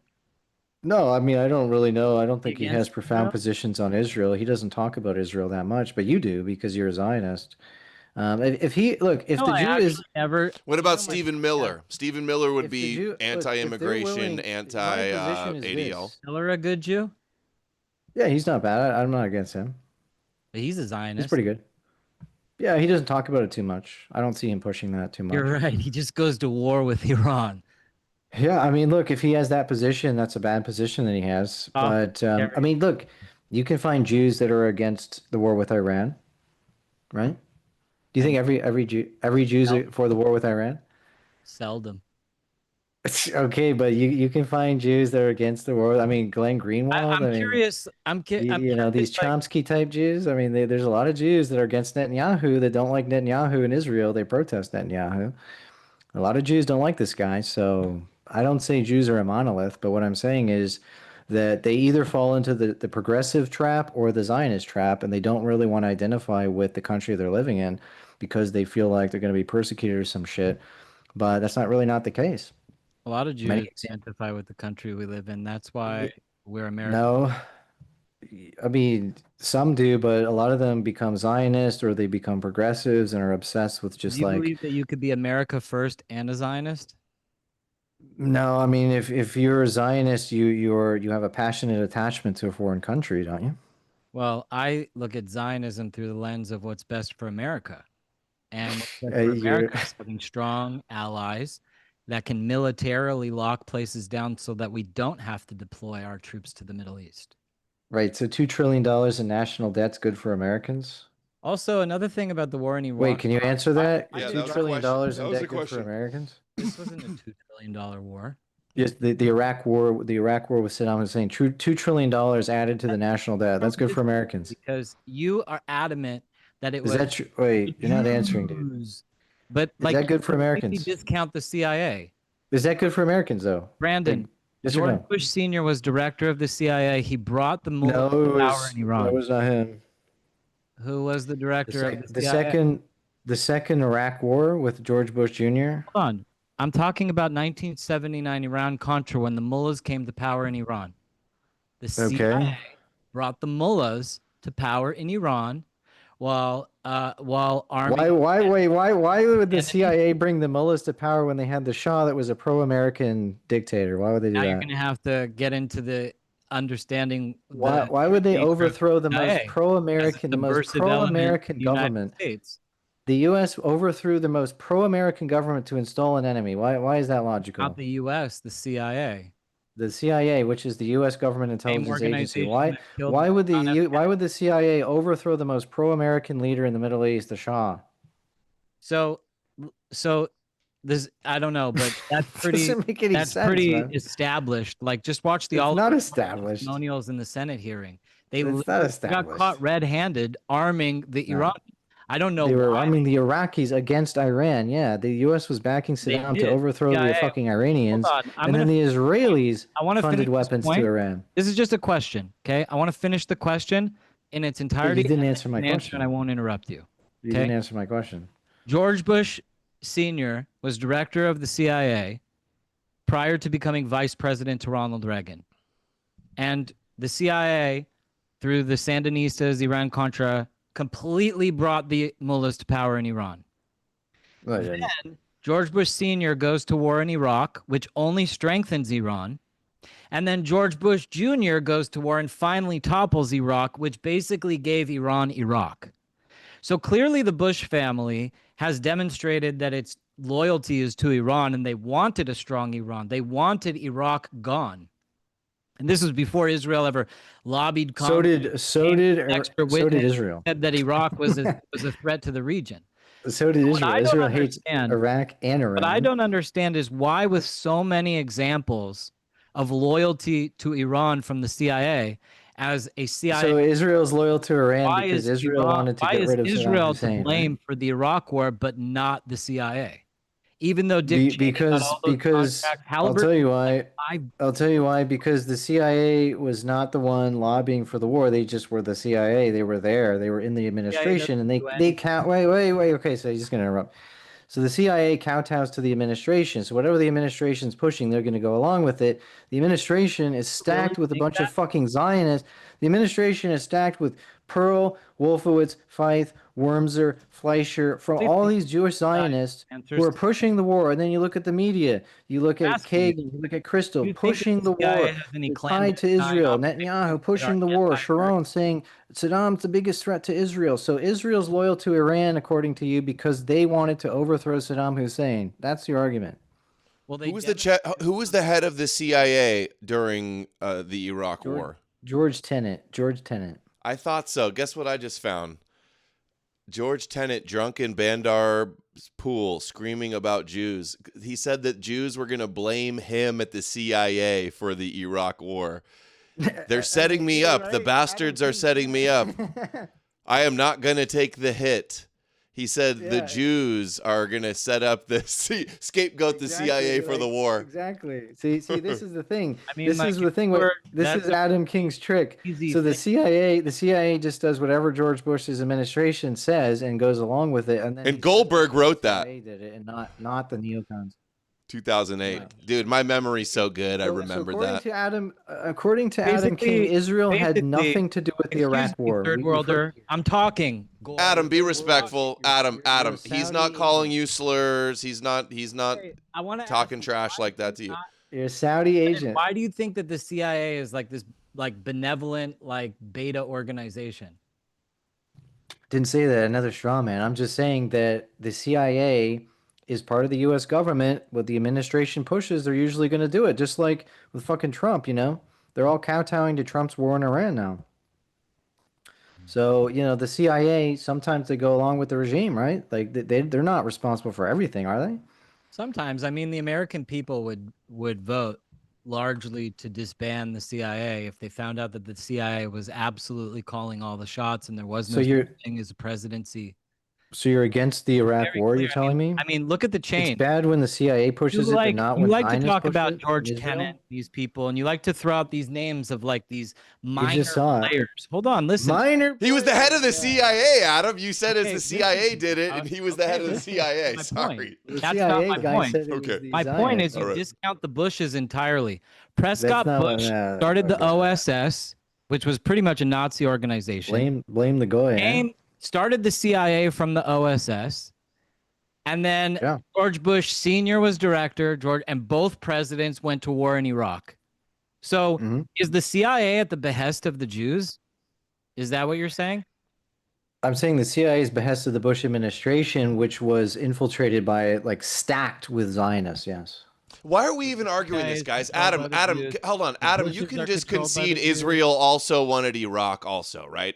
Halliburton, Like, sure, doesn't even make CIA sense involved, what he's but saying. Israel wanted it too. I don't see how. I don't want to debate. Saddam Hussein was a vehement enemy to the Right, exactly. That's all you so got to you say. admit it. Yes. Like, Yeah. basically what he does is he says it's not the Jews, but even if it is, it's good. So, like, But for okay, Brandon, Brandon can make this argument that if Israel and Iran wiped each other out, it would be good. But if Israel says if Iran and Iraq wiped each other out, then oh my God. You just act like these, like you just act. You make I don't care if Iran and Iraq want to wipe each like other out. America Fine, I has don't no care. faculty, and these Okay. organizations Nah, are all but captured straw man. organizations by the Straw Jews. man. And it's Straw very man. easy to say, coming from your seat in No, basically, Spain, this Canadian the in issue Spain. was like the CIA wasn't necessarily going along with all of the stuff, but Douglas Feith created a special office in the Pentagon called the Office of Special Plans to override that, and they even overrode the Mossad. And the Israeli Sharon regime was bypassing the Mossad to give more kind of exaggerated reports about Saddam's WMDs directly to Feith in the Pentagon so that they can present that to Bush. And so they were kind of bypassing both the CIA and the Mossad to get what they wanted, which was the war in Iraq, and to hype up this crap about WMDs, which is a lie. And so you want to blame the intelligence agencies. Okay, they're part of the problem. They're part of it. But there's also these insider Storm Zionists. at the behest of the Jews also, or was Desert Storm at the behest of the Jews? No, that was a Kuwaiti. That was the Kuwaiti ambassador's daughter. They faked the whole propaganda stunt. That was Kuwait. Because that's all pretty much the reason why George Bush Sr. lost his reelection. But it's a different war. You understand? That's a different war. That was You don't 1991. think that George That Bush was Kuwait. had any desire to go into Iraq because his father couldn't finish it? Like there wasn't. No. Like you make all these like connections, like the web. No. And, oh, George Tenet over here, and this Jew over there, and Wolfowitz, and all these things. Yeah, literally direct a paper trail, father-son relationship is not a web to you. The father. It's not a big motive. Bush. He's like No, Bush. We grant that Bush wanted to go into Iraq because they tried to assassinate his dad. He said that. We don't deny that, but we're just saying it's also. We got all right. Yeah, I can't keep doing were the Jews involved at all in Iraq? We all know that they were. So I think even Adam can. They are, but his race. Like so his superior to Goyim that we just have to like all we have to do is go up to Congress and like go to war with Iraq, and then Congress is like, yes, they lobbied for it. Yes, they lobbied for it. It's not just the Congress. It was these insiders in the Pentagon, insiders in the administration who set the fucking war policy, dude. They were directly setting the war policy. I remember a clip of the head of AIPAC. He said their greatest accomplishment was lobbying for the war in Iraq, actually. But let's hold on. Let's go. Jewish organizations. War in Iraq a good thing or a bad thing? It was a disaster. It was obviously bad. Yeah. It was a disaster. Yeah. Obviously. And there was no WMD, so it was a lie too. Guys, let's go back, and we got 15 minutes. Was war in Iraq good for Iran, or was it bad for Iran? It was a vacuum that benefited Iran. Yes. Let's go back to a second. Hold on. I think we could get a little bit of a common ground here in a second. You mentioned like the ADLs and left-wing Jews, or sometimes even right-wing Jews. We know they say that they want to have pluralism and multiculturalism in European countries where Jews are at, because Jews are safer when it's not 95% white people. It's going to turn into another Germany. So that's why they promote multiculturalism in Western countries. We agree there, right? Some Jews do that, Adam, right? Yeah, of course. Okay. Some Goyim So, but you're against that, though. You think that that's wrong, and that Europeans should be able to be European countries without mass immigration. When I travel as an American to Europe, I want to see indigenous European culture. Okay. The last time I was in Europe, I was in Geneva, and it was like disgusting. I wanted to go to like Calvinist sites and just see history, but instead I saw like Sudanese Darfurian refugees everywhere, coked out. But if you never went there, would you be okay with Islam trashing Europe because of the history of anti-Semitism? Absolutely not. Okay, good. Europe is awesome. All right. So Adam King condemns that. Europe is incredible. Like literally, look at Europe. It is so beautiful. I just watched this show Wuthering Heights on Netflix, based on the Jane Austen books. And I read them growing up as kids, Jane Austen. I read a bunch of her books. Pride and Prejudice, Wuthering Heights, and like, dude, it just like there's such a there's something so inherently beautiful about Europe. I don't want to live there. I don't want to be a European, but it's definitely a vacation destination for me. Not anymore. I don't want to see. When I went to Vienna the first time, it was glorious. Imperial Vienna. It expands the mind of what humans are capable of building. But then you look at it now, and you can't even walk down the street because it's just filled with trash and degeneracy. Yeah, we're just going to get more of that by blowing up every fucking government in the Middle East that has a small problem with Israel. By blowing them up, you're just going to send a gazillion refugees. Yeah, okay. Listen, the reason why Europe is the way so we don't want any of that. Civil war. Yeah, the Syrian civil war, which a bunch of these fucking assholes like Saudi, like Turkey, like Israel, also backed the rebels to destabilize that country to get rid of Assad, and then Europeans who let them in. Then they could have all been like Poland and closed the borders. Yeah, and right, they should do that, but the problem is they know libtards are in power, so they're just going to keep sending them here. And as long as they're not going to Israel, they don't care. Just like when you're working for Israel Aid to do that, and you have a vested interest to deny that's what they're doing. I was working for American Committee for Shariat. The Israeli right wingers, they just want to dump all these people anywhere but Israel, and they're happy to dump them in the West. And they say it's revenge. Place, man. They're saying it's revenge for supporting Palestine, or it's revenge for the Holocaust. So somehow Israel has revenge for the millions of its enemies. Revenge. Yeah, you destabilize Syria, you take them in. You fund terrorists in Syria, you take them in. You blow up Gaza, Poland is a great example of how to deal with refugees. I think you blow up Gaza, you take them in. Of how to deal with refugees. And I think if Europe followed Israel's example, Europe would still look European. You blow up Gaza, you take the refugees into Israel, you put them in your hospitals, you take care of them, you do it. I just want to deport all the Gazans. I don't want to bring them in. Yeah, you want to deport them to America. You want to deport them to Europe because you don't want them. They should go to they should go to Somalia and other jihad. Right. Well, your government doesn't really give a fuck as long as they're not in Israel. So this is the issue. I have an issue with Israel creating a conflict or exacerbating a conflict and then dumping refugees into Europe. If they want to do the conflict without dumping the refugees, you act like Israel is like never attacked. Israel's always the aggressor. That's not what I said. Suffering jihadis. That's not what I said. That's not what I said. Test of the merciless Jews. That's not what I said. Who have nukes but never use them, and space lasers but never use them. Right, they don't have to use nukes, but they dropped 2,000 bombs on Syria to help the jihadists. Okay, so that's not an issue. That's not an issue at all. They were stopping Iranian proxies. So what? The Iran who does all the fucking terrorism? Who's sawing people's heads off? Was it the Iranians or was it ISIS? Yeah, ISIS is no friend to Israel.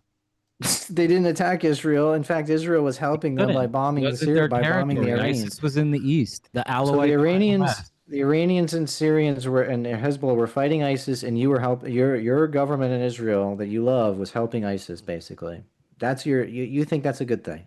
My government was in America, but the and Obama helped ISIS. Obama helped ISIS. Obama helped ISIS. It's like we're damned if we do and we're damned if we don't. If we make no overture, So make an overture of peace, we're arming terrorists. Being Al Qaeda's air force in Syria by bombing Iranian Hezbollah Syria targets, that's a good thing to help ISIS gain power? It was a great thing to set up a field hospital on the border of Syria and show people to help a bunch of jihadists. Show people, not just jihadists. Anyone was welcome. Anyone was welcome there. It was like a Hippocratic oath. There was no military. It was just doctors.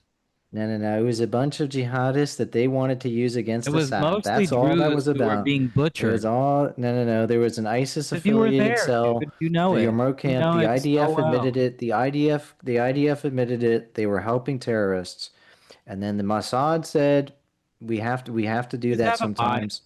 Your bias is really prevalent. It's very clear you have a bias. And anyone. Oh, you don't have a bias? That is at the end of the stick of Israel is somehow like some sort of victim.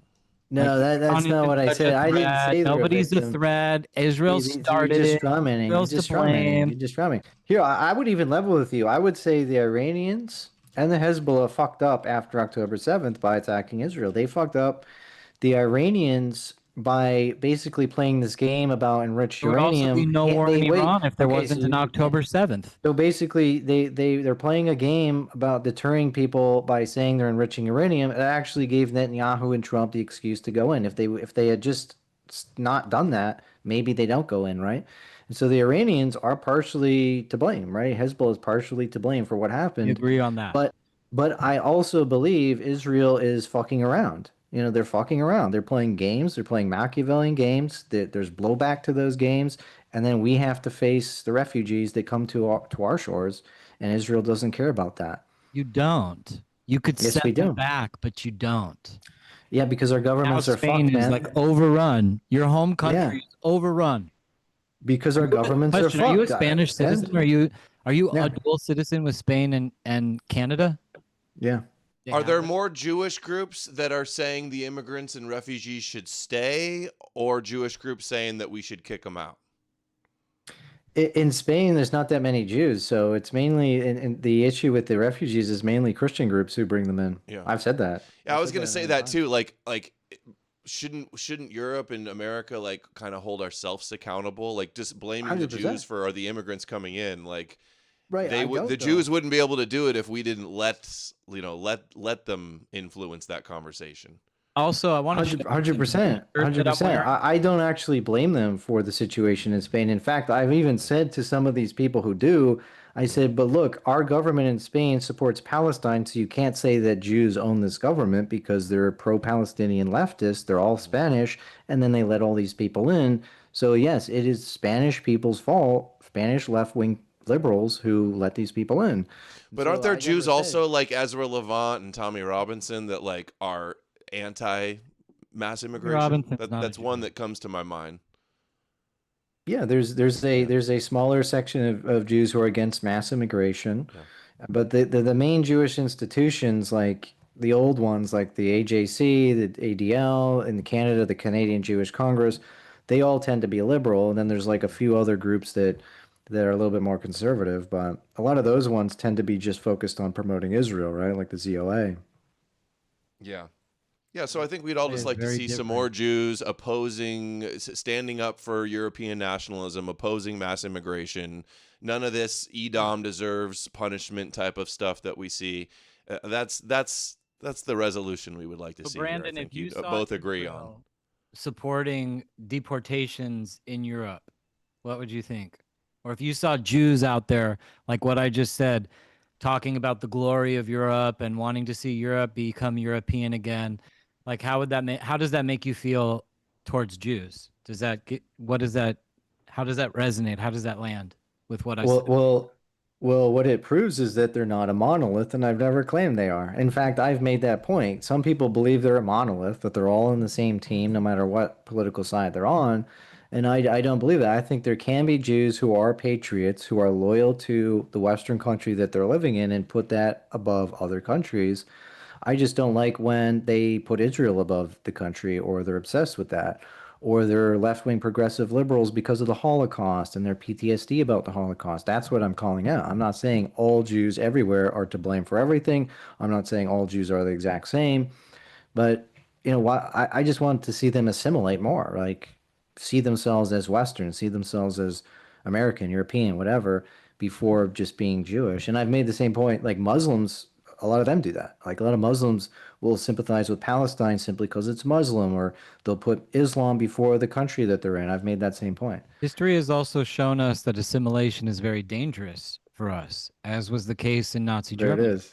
Most of the Jews that were in Nazi Germany were completely assimilated, intermarried, ultra secular, wanted nothing to do with Judaism. They just wanted to be accepted by non-Jewish society and become equals in non-Jews' eyes.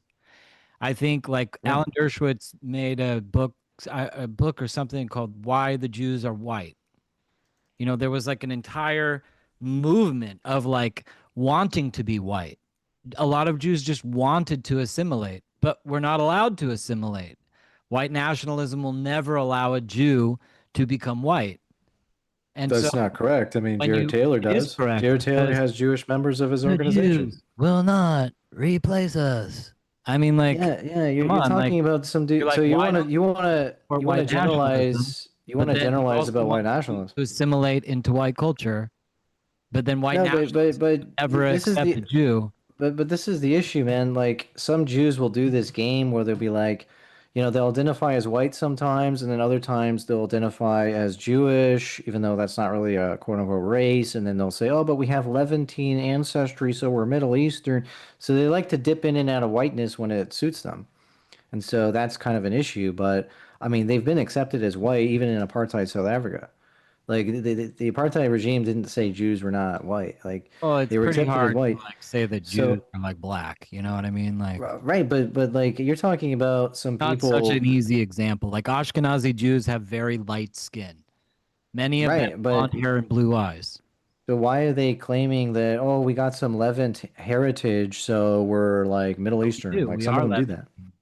Oh, so you want Not to do even that too? So Levantine. are you We are, white or are you we Levantine? are from Israel. And assimilation was not Only partially so, right? Only partially so assimilation because was you're never actually one the and first time Ashkenazi is assimilation half happened European. was the first time assimilation happened and was accepted was like Weimar Republic. That was So the you don't only want to time assimilate. that Jews were ever allowed to participate in non-Jewish society as equals. So you don't want to Before assimilate. You that, want to be we're separate. never able This is to. the issue is you want to be separate and you want Jews to be separate. So you're okay with this othering process. You're okay with this anti-Semitism because it keeps Jews separate. And you want them to be separate because if they're not separate, they assimilate and they I'm an disappear. ethnic purist. I believe that we are a better humanity when we all represent the quilt to our own individual culture and contribute. I say it all the time. Like, if there was no, it's like, do I want a monolith culture? No, I want tacos. I want Chinese food. I want French pastries. I want things that aren't a part of my culture. But I want Hanukkah and Rosh Hashanah and Pesach. I like to Yeah, okay. travel to Europe is what I'm So saying. I like to be a visitor and see other cultures. I like to see great. the world and how it And works. so are you okay with like the West closing their borders, sustaining one culture as dominant and promoting that culture totally. over others? In their cultures, yeah, I do. So And then you need to go what happened protest in the Middle outside the Ages. ADL office and say, "Listen, Greenblatt, you're a piece of garbage. You're a hypocrite. I mean, if you You're an see my asshole." content, you say you've seen all my content. I don't know where No, I haven't seen all the your content content. where I've like protested outside of the ADL or anything like that. So have you? Yeah, I have a very famous video where I stood Great, good outside for of the you. ADL headquarters with a giant sign that says the ADL hates Jews. Changed my mind. Well, the ADL hates And whites, that was like, actually. oh no, this is up against the ADL. Let's not pay attention to it. But you notice that you always just make it back about Jews and not whites. The ADL hates whites, not Jews. The ADL is a Jewish organization that supports Jewish nationalism. They don't So hate if I Jews. went They hate out whites. there and I said the ADL hates whites, changed my mind, that would be okay. That'd But be great. because I That'd be said great. Jews, it's not okay. Because you said Jews proves that you're just obsessed with Jews and only care about Jews. Like, why not talk about their double standard about whites? Well, the truth is the ADL is an imposter organization. Actually, the ADL used to stand for something. The ADL used to be a really wonderful organization that helped a lot of people. Then it So was you like completely 'em. absorbed into the Democratic Party machine, and Right, now right. it receives so much money. It's like a $250 million a So year. do you support suppressing anti-Semitism through censorship? No, I support Okay, so conquering anti-Semitism through comedy. And right, so engaging in you don't dialogue. so you do you think there's any criticism of Jews or Israel that's valid, or do you think Jews are perfect? There's criticism of everybody. Of course, But there's but answer that. Do you think there's criticism of Jews George specifically that is Soros, valid? Jeffrey Epstein, all these Jews. I mean, No, but like they're of Jews. Judaism or Jewish culture or Israel. Oh, I Like think the Torah is the foundation stone of Western civilization. right. So we can't criticize it? You can criticize it, but I don't think there's nothing wrong with what the book. You know, Yeah, like, you're like a Muslim who for says the instance, Quran's the perfect. Bible, right? If you look, like, you have to respect the honesty inside of the Bible. Inside of the Bible, it records the sins of ancient Israel and the righteous things in ancient Israel. You go to Egypt and you look at the the monuments to the pharaohs, they never talk about the bad things that they did or the horrible tragedies that they caused or oppression or anything like this. So Jews are a so very you honest culture. We admit when we've made mistakes, and it's in our no, that's I disagree. I think when you look at like the Jewish leadership today, they want to censor any criticism of not true. Jews. They want to censor any criticism of Israel. They call everybody an anti-Semite. There are Jewish There's no valid critiques of Jews. Like it's a So, low-hanging like fruit. Judaism is a very totalitarian culture. They don't want to hear any criticism of Jews. They think Jews are perfect, just like Muslims think Islam is perfect, and there should be no criticism of Islam. They're both Abrahamist totalitarians, and they're both very similar in that way. And that's why I think we should critique both of them as a problem. They're both Critique is not an assimilating. interesting word. They're Criticize, both interesting word. Because it's kind of like both a dog whistle. Like we know you're criticizing. You're not really criticizing. You're looking for problems. You're looking to create hysteria. Right. So it's like we can't criticize the Jews. So why do I criticize black people? Well, what I'm saying is you can't. When it comes down to criticizing the Jews, it's like criticizing it as a monolith. But then you say, I don't think that the Jews are a monolith. But when we criticize, you're not singling out individual Jews. You say the Jews are the ADL. Jewish leadership is the ADL. Jewish leadership. Jewish. There's I've already. He said it wasn't a monolith. I've already made that distinction. What are you talking about? So I've said there's a Jewish leadership, and then there's individual Jews who I'm willing to. There's also judge on an individual basis. Organizations like the ADL. Yeah, they're very minimal. I don't see big protests against ADL. All right, guys. Hey, we're at 2 hours. We're at 2 hours. 3 hours for me. I started an hour before. Let me go through the super chats. I don't think there's very many that came through. I didn't expect it because it's a debate. Let's do those, and then you guys can think about your 2-minute closing statements if you want it before we wrap. Some final statements. So let me turn on these super chats, and we will see how that goes. I've been paying attention to what's coming through. Alabama Yeoman sent $5 on Rumble. How would Israel citizens or politicians like it if U.S. armed and provided air support for Hezbollah and Hamas? Wouldn't make U.S. a good ally, right? Same thing Israel does with groups who killed U.S. troops. Okay, we'll come back to that. We're going to play them all. I can't pause it. Adam Green's BWC sent $10, really appreciating the diversity on the show, Adam. Knew you weren't really a hateful anti-Semite racist. Exactly, no. Brandon requested this debate, by the way, guys. Adam Green's right, BWC skip. sent $10, really appreciating the You guys like that screen name? Big Swag Fella sent $5 on Rumble. Historically accurate Jeebus on the right. Yep. Me? Yeah. Yeah, he looked like me. Okay. Thank you. I was reading that. I know. Ross they don't read if they're not $5. Great show, Spain for the win. Total Spain victory. Stansfield Turner was head of the CIA during Carter. Okay. The OSS was not started by Prescott Bush. The OSS, and he started the CIA. Prescott Bush was the first director of the CIA. Heil Chow sent $10 on Rumble. Hello, Adam. Did you get your cat from Adam King? What kind of cat is it? Yeah, I did, and you're only asking that because I said I did. It's a Savannah. The OSS was started by a guy called William Donovan. Who was the first director of the OSS? Who was the first director of the CIA? Prescott Bush. Yeah, but CIA and OSS. And he has an F3 Savannah Lynx. He did get the cat from me. It's a dope cat. Who's the first director of the OSS? The Zionist cat. Adam Green. The CIA was a guy called Admiral Roscoe Hillencoder. The first and only director of the OSS was William Wild Bill Donovan. Cool name. So he's wrong on both counts. He's wrong. Prescott Bush asked, what was Prescott Bush's involvement in the OSS? And what was his Admiral involvement Roscoe in the creation of the Hillencoder CIA? is the first director of the CIA. Are there any more super chats? There is no evidence that Bush had a direct role at the OSS, is what AI Google says. Just another of Adam King's great factoids. Who was the first director of the CIA? I think just that told was you, Bush. guy- Oh no, it No, wasn't was a Bush. guy. It says Admiral Roscoe Hillenkoetter. So Yeah, Scott Bush was. I'll tell you right this now. Chad. he had no formal operational role in the OSS. That mustache is looking a little thin, though. I think he might be a you-know-who, guys.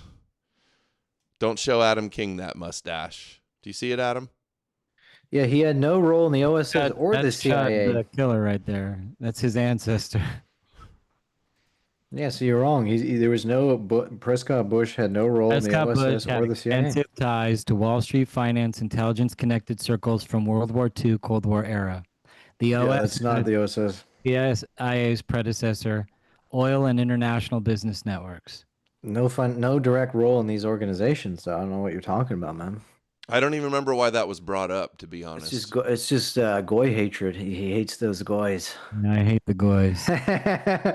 Conspiracies that they're secret Nazis running everything. That's Yeah. what it was. I mean, like it was like it's very clear Alan Dulles' role in like the ending of World War II and the escaping of Nazis. You know, Are there Jews involved in the OSS? I think there are many Jews involved. I was talking. Yeah, who was the Jew at the CIA too? During Kennedy stuff, Chat said his name earlier. There was a big Zionist at the CIA. There were a lot of Jews involved in the OSS because they were investigating the Nazis and doing like psychology on them. There was a guy called Herbert Marcuse who was part of the Frankfurt School who was involved with that too. So there's Jews in the CIA, man. I don't know, like. Chat wants me to go get the cat and see if it's gonna blow up like a pager. We'll find out. There's a microphone inside of your cat. Yeah, it's chipped to lead Mossad right to my front Just door. play Hatikva. Your cat knows the song Hatikva. Adam, do you have a gotcha for Brandon, or Brandon a final gotcha for Adam before any other thing? I'll be right back. Go ahead. Duke it out. Well, I would just say Brandon's not an American citizen, but he likes to comment on American politics like he's one of us. You're not are you Israeli citizen? You comment on Israeli politics? You're not Iranian citizen? You comment on Iranian politics? Like what is this game? I'm an you're American, and I. Oh, so you're not an Israeli? Empire with 320 million others. But are you an Israeli citizen? That's the question. I am an American citizen. I formally emigrated from. Okay, so. And but you're not an Israeli citizen? I'm an American citizen. Only. There's no other citizenship. I mean, I emigrated from Israel, so. So you're a dual citizen with Israel? I technically am a dual citizen of Israel, just like you're a dual citizen of Canada. Right. So, but you comment on Iranian politics and you want to overthrow the Iranian regime, but you're not Iranian, so I guess you can't comment on this, right? It's funny because you go around hating Palestinians on the internet, but then you want to like that Iran has nothing to do with the Palestinians protests. Wait, when did I say that? When did I say that? You say a lot of things without saying them, kind of like in between. Oh, so I didn't say that then. So you're attributing something to me that I didn't say. Kind of like how you think that I have loyalty to Israel and not to America. You like you're a dual citizen. You're a dual citizen. You work for Israel Aid. You work for the Israeli government indirectly. I mean that I'm not a proud American citizen. You support all the Netanyahu foreign policy. Why don't I wave an Israeli behind me? Maybe here's the question. Here's the question. If America turned and betrayed Israel, would you still be pro-America first, or would you not be? If we betrayed Israel, if we said you're cut off, you suck, we're sanctioning you, we're supporting your enemies, then would you be America first or Israel first? That should be the question. When Obama launched his NGOs in Israel, I was opposed to that because they wanted to like regime change Israel.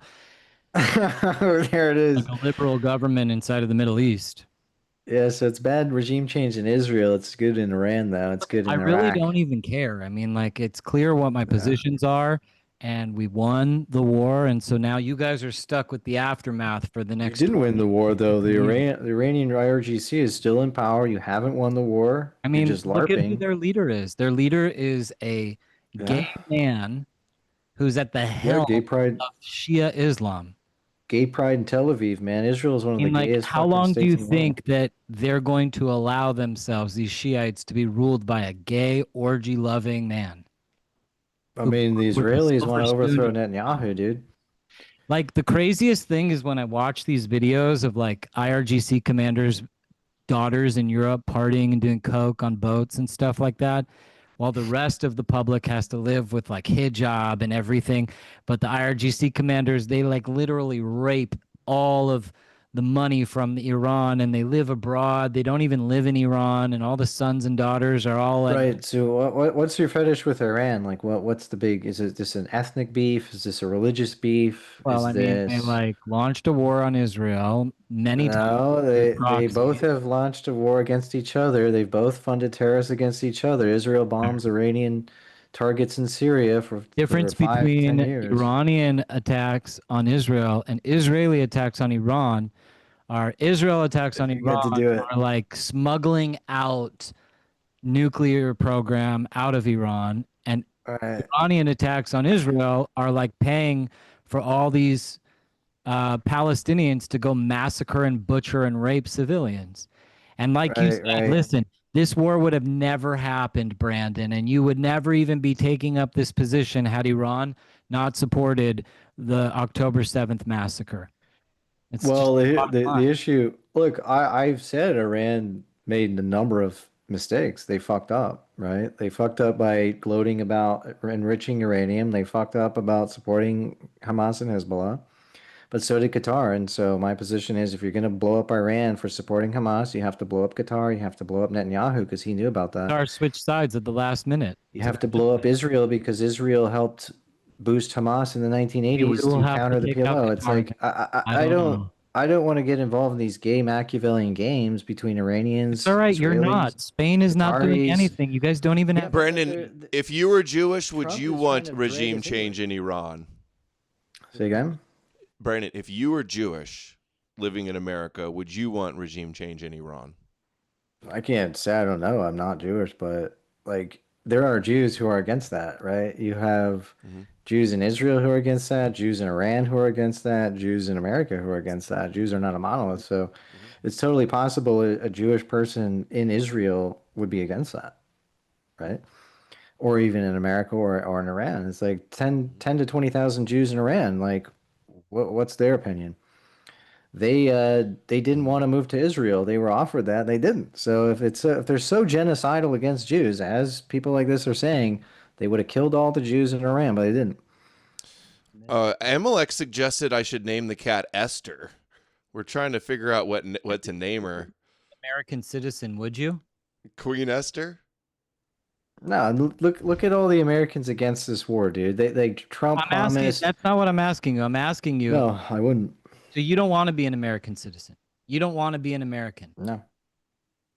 Interesting. What's your point? Why do I have to be an American? Why do I want to be an I'm American? just curious. Like, if you had the opportunity to become an American, it's a pretty un-American thing to say you don't want to be an American. If like I'm not an American, so how can it be un-American? I'm saying, if you were offered citizenship, or like, why haven't Okay, you if I tried to be a citizen? I mean, you seem very obsessed with what's best for America.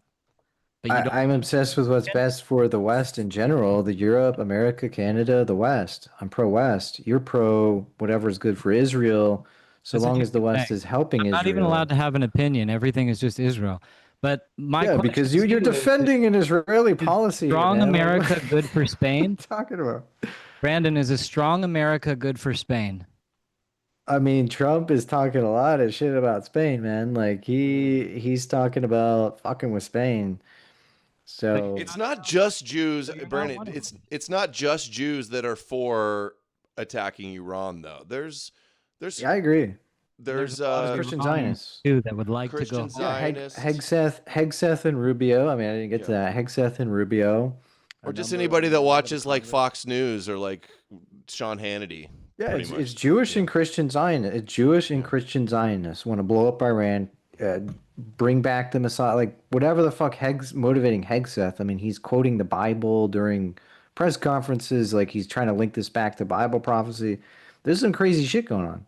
Brandon, are you a Christian? I was raised Catholic. I'm not practicing. What are you now? Just agnostic? Green pilled. He's green pilled. Adam, Yeah, we Adam, got is the war book with here, man. Iran Gog and Magog? That's my question, and we're gonna wrap it up in like 5. That's my question, though. I don't think so. Okay. I think this war is pretty much over. I mean, it's like 95% done, and I think a lot that happened with the ceasefire was a hope that there would be a rebellion by the Iranian people, which they got mowed down. There was a couple times where they took to the streets where they really tried to overthrow the regime. There was fighting in certain cities. They took a couple cities, and then the regime came with weapons and just decimated people. So I understand that it's a very complex situation, but I think Israel and America and Saudi Arabia and Qatar and the UAE all did Jihadi a friends, job providing Well, support jihadi to friends. Iranian people. So would you be okay? Like, would you be good with Israel sending in ground troops to take this regime down? Well, that was originally the plan. Was Israel was gonna, because the whole thing was Israel wanted a specific bunker buster that only America has to get deep inside of the earth to blow up the nuclear program. And Israel was going to go in on the ground to go do so. And then last year, Trump gave them the bomb, and then they went and did that. So, you know, it kind of like it's like a double-edged sword. Like it's absolutely existentially important for the Iranian regime to be denuclearized, to have their weapons capacity taken away from them. Yeah, so I've Jews never could be seen hegemonic. a war ever where it's just incredible how citizens of the bloodthirsty you country people are, being man. attacked are welcoming. Absolutely incredible how bloodthirsty you guys are. You just want to kill everybody. This is your Holocaust. We wanted to kill PTSD. everybody, we would, You though. want to kill everybody. You do. That's I mean, what you doesn't want make to sense. blow It's up an every. easy thing to If any say. government Can't has back it the up with facts. slightest little problem with Israel, says anything critical of Israel, you want to kill And then them. You why want to wouldn't we genocide do them. it? You want to blow them up. You want to Yeah, but send why refugees wouldn't we to do Europe. it? You want We to have fuck them up. You nukes, want we to. have They're weapons. We Amalek. could They're literally Amalek. They're Amalek. nuke the They're whole Goyim. world They're over 20 Amalek. times. Blot out Why their wouldn't we do it? existence. Why didn't Why we do wouldn't you? it? If we're so bloodthirsty, why didn't we do it? You did. Why You is there started the only war in Iraq, 48,000 Libya, deaths in Iran. So Gaza? Why wasn't there that's 3 2.3 wars. million deaths in Gaza? 3 wars. 3 wars you started: Libya, Iraq, and Iran. We You got started 3 the wars Libyan going. war? The Jews started the Libyan war? Yeah, Bernard Henri Levy was the main lobbyist for that war. Bernard He Henry said, Levy, the French political yeah. He convinced Sarkozy to go in, and he said that he did it because he's a Jew. He told that to Le Figaro. Go look it up. He says he did it because he's exactly. a Zionist. Obama was Jew. also He's a like Zionist Bernard Henry Jew. Levy He's a was the Zionist. one who killed Gaddafi, but He's the one who convinced Sarkozy to go in. Sarkozy's a Zionist too. He convinced Sarkozy to go in. so And it he was said Sarkozy. It wasn't Clinton. It wasn't It was Obama. Sarkozy. Sarkozy started it. Sarkozy and France started it, and Levy said So then himself. why did Obama? What was the purpose? He said of himself. Obama? Obama let the fucking French and NATO people do it. So It's it was always been used by Sarkozy. you. It's Dude, just you always just been ignore used. what I just said. You just ignore what I said. So Henri Levy was a key player in that, and he told people in a synagogue. He says he did it because he's a Zionist Jew. That's So what he why said. don't we should just call the Libyan War the Bernard Henry Levy War. Yeah, he basically That's convinced crazy. Sarkozy. Like one convinced guy who Sarkozy. was like not even widely Go accepted. look it up. Type Yeah, it in look it up. ChatGPT. Was he This is was what he you a guys key do. player? You guys Was always he a like key find player? one Jew involved, and you're like, oh No, my God, he Jew was said a so, key and all the player. silly He was a goyim key decided to player. follow him.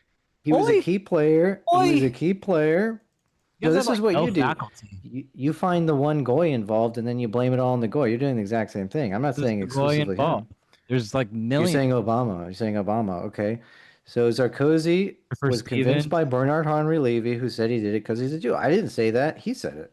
So So take it up Bernard with, Henry take it up with him. Levy got the Americans to go into Libya. That No, was he got why the Libya French to go happened. into Libya.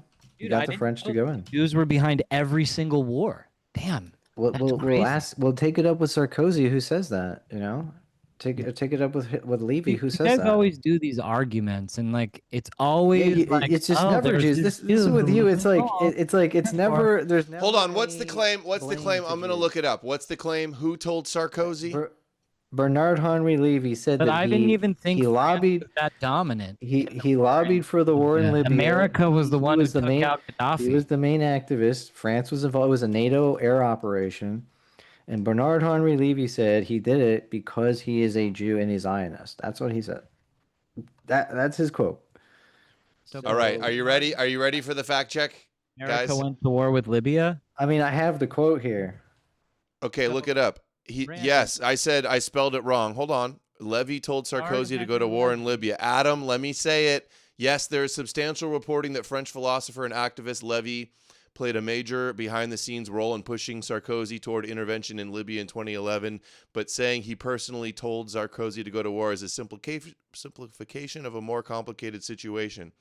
He was a key or crucial influence in the decision.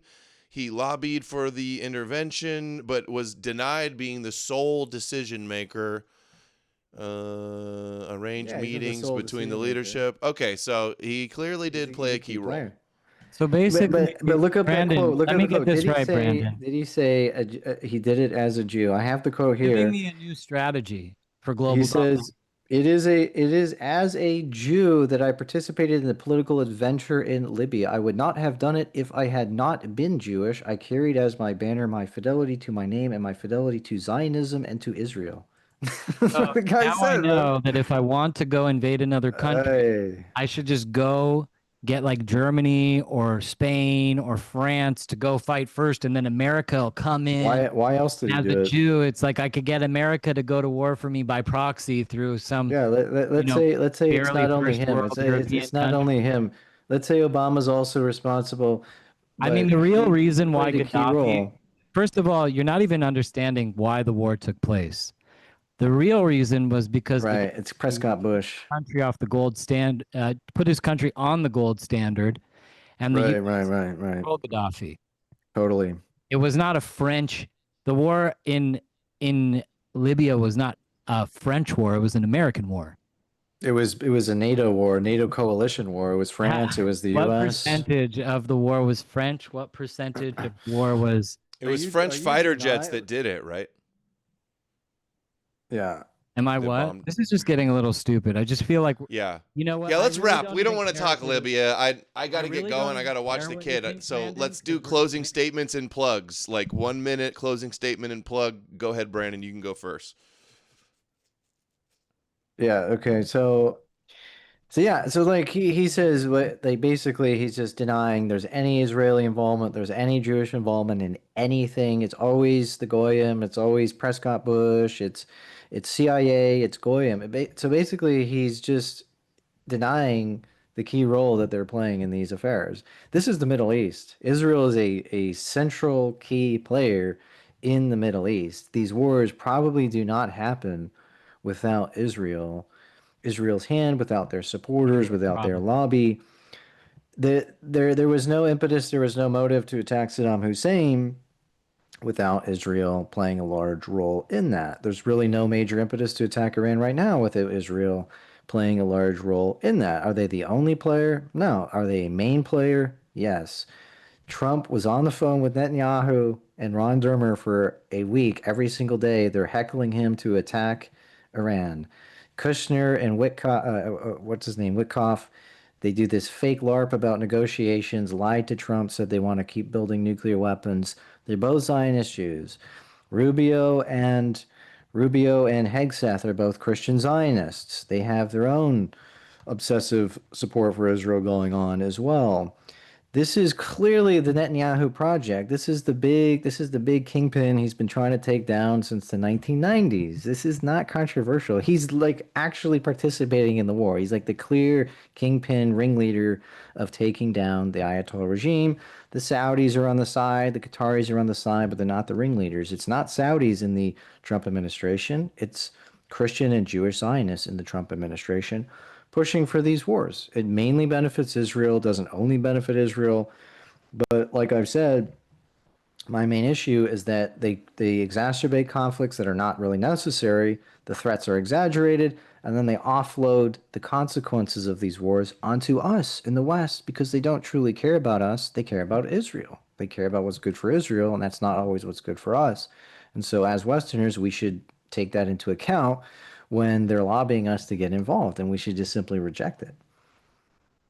And where can people find you? You can find me at Martinez_clips on X and MartinezPolitics.net with an X. And you can also find him in a shithole country that barely exists. Yeah, you're anti-Spain because you're anti-Goy, man. You hate the Goy. I think Spain is probably like one of the most beta countries in all of Europe. But right, Tel Aviv with their gay prides is not beta with their trans shit in Israel. Like, hey, we rule the world, man. So you said it yourself. Never said it. Never said it. All right, my closing statements, okay? Jews are You have 2 minutes if you want it, Adam. That's how long Brandon was. Go ahead. You know, Jews are here forever. We're going to be here long after any of these conflicts.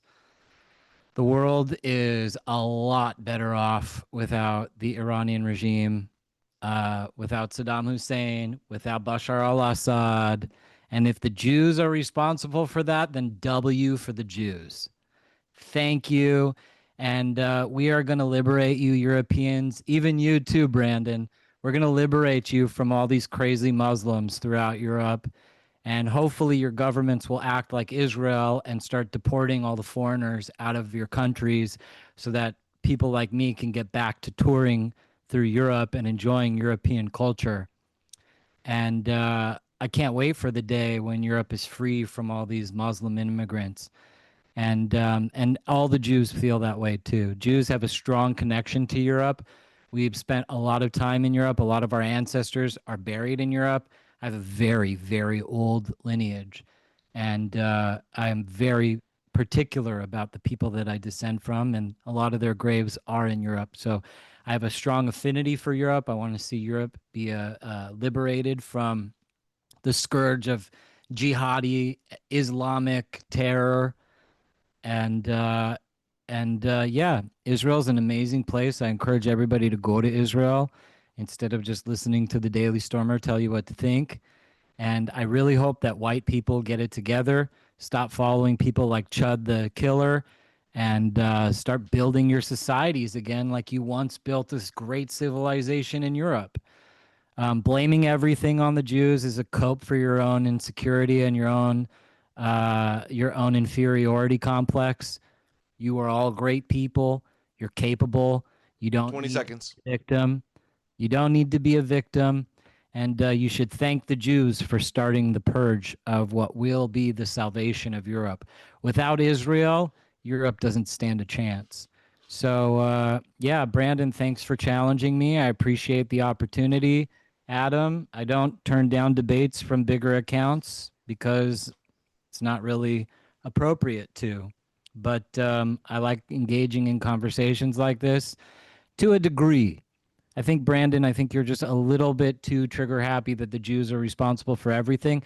I don't think. Yeah, I never said that. So you're lying. You're lying. I didn't say woke that. liberal Gentiles. He explicitly said they're not everything in his closing statement. To be fair, I mean, you're just lying. I mean, he sat here for 2 hours, pretty much blaming the Jews for everything. No, for 2 things. In the Middle East, for like 2 things. Jews. I said specifically. Anyways, it doesn't matter. My closing statements got interrupted, but yeah, we're the GOAT, and we're here to help you guys, or not. But either way, we're gonna win. You might as well align yourself with Israel. We're a nuclear power. We got weapons that are way greater than nuclear weapons, and we're not afraid of any of you. So, big W for the Jews. We're not going anywhere. Either get on board or perish with our enemies. I don't care. I hope you choose the right thing and join the future and not live in some sort of dystopian future where like you ignore your own Islamic domination because the Jews are somehow at fault. So sounds like God a bless, threat there, good buddy. luck, and, yeah, a little threatening. Okay, Brandon, and where do people follow you, Adam? Brandon, if I came to Israel, if I took you to Israel, would you actually tour Israel, or would you go straight to Ramallah and go see the Palestinians? I'm not fond of either of y'all, so I probably won't be coming Anyway, there. everyone knows where to follow me. I don't even have to announce where to follow me. I'm Awesome Jew. So God bless. And Hashem loves you, even if you don't have a clue. And the world. Even if you're Amalek, God loves you. All right, we got to wrap it. I got to go watch the kids. All right. So thank you guys All right, for man. both doing Thank you, this. man. Thank you for watching. Thank you for the super chats. Like, share, Take care, man. subscribe. Clip the show. Share the links. I will see you guys tomorrow. Take care. Thank you for watching. Oh, sorry. I don't want to do that one. I want to do this one.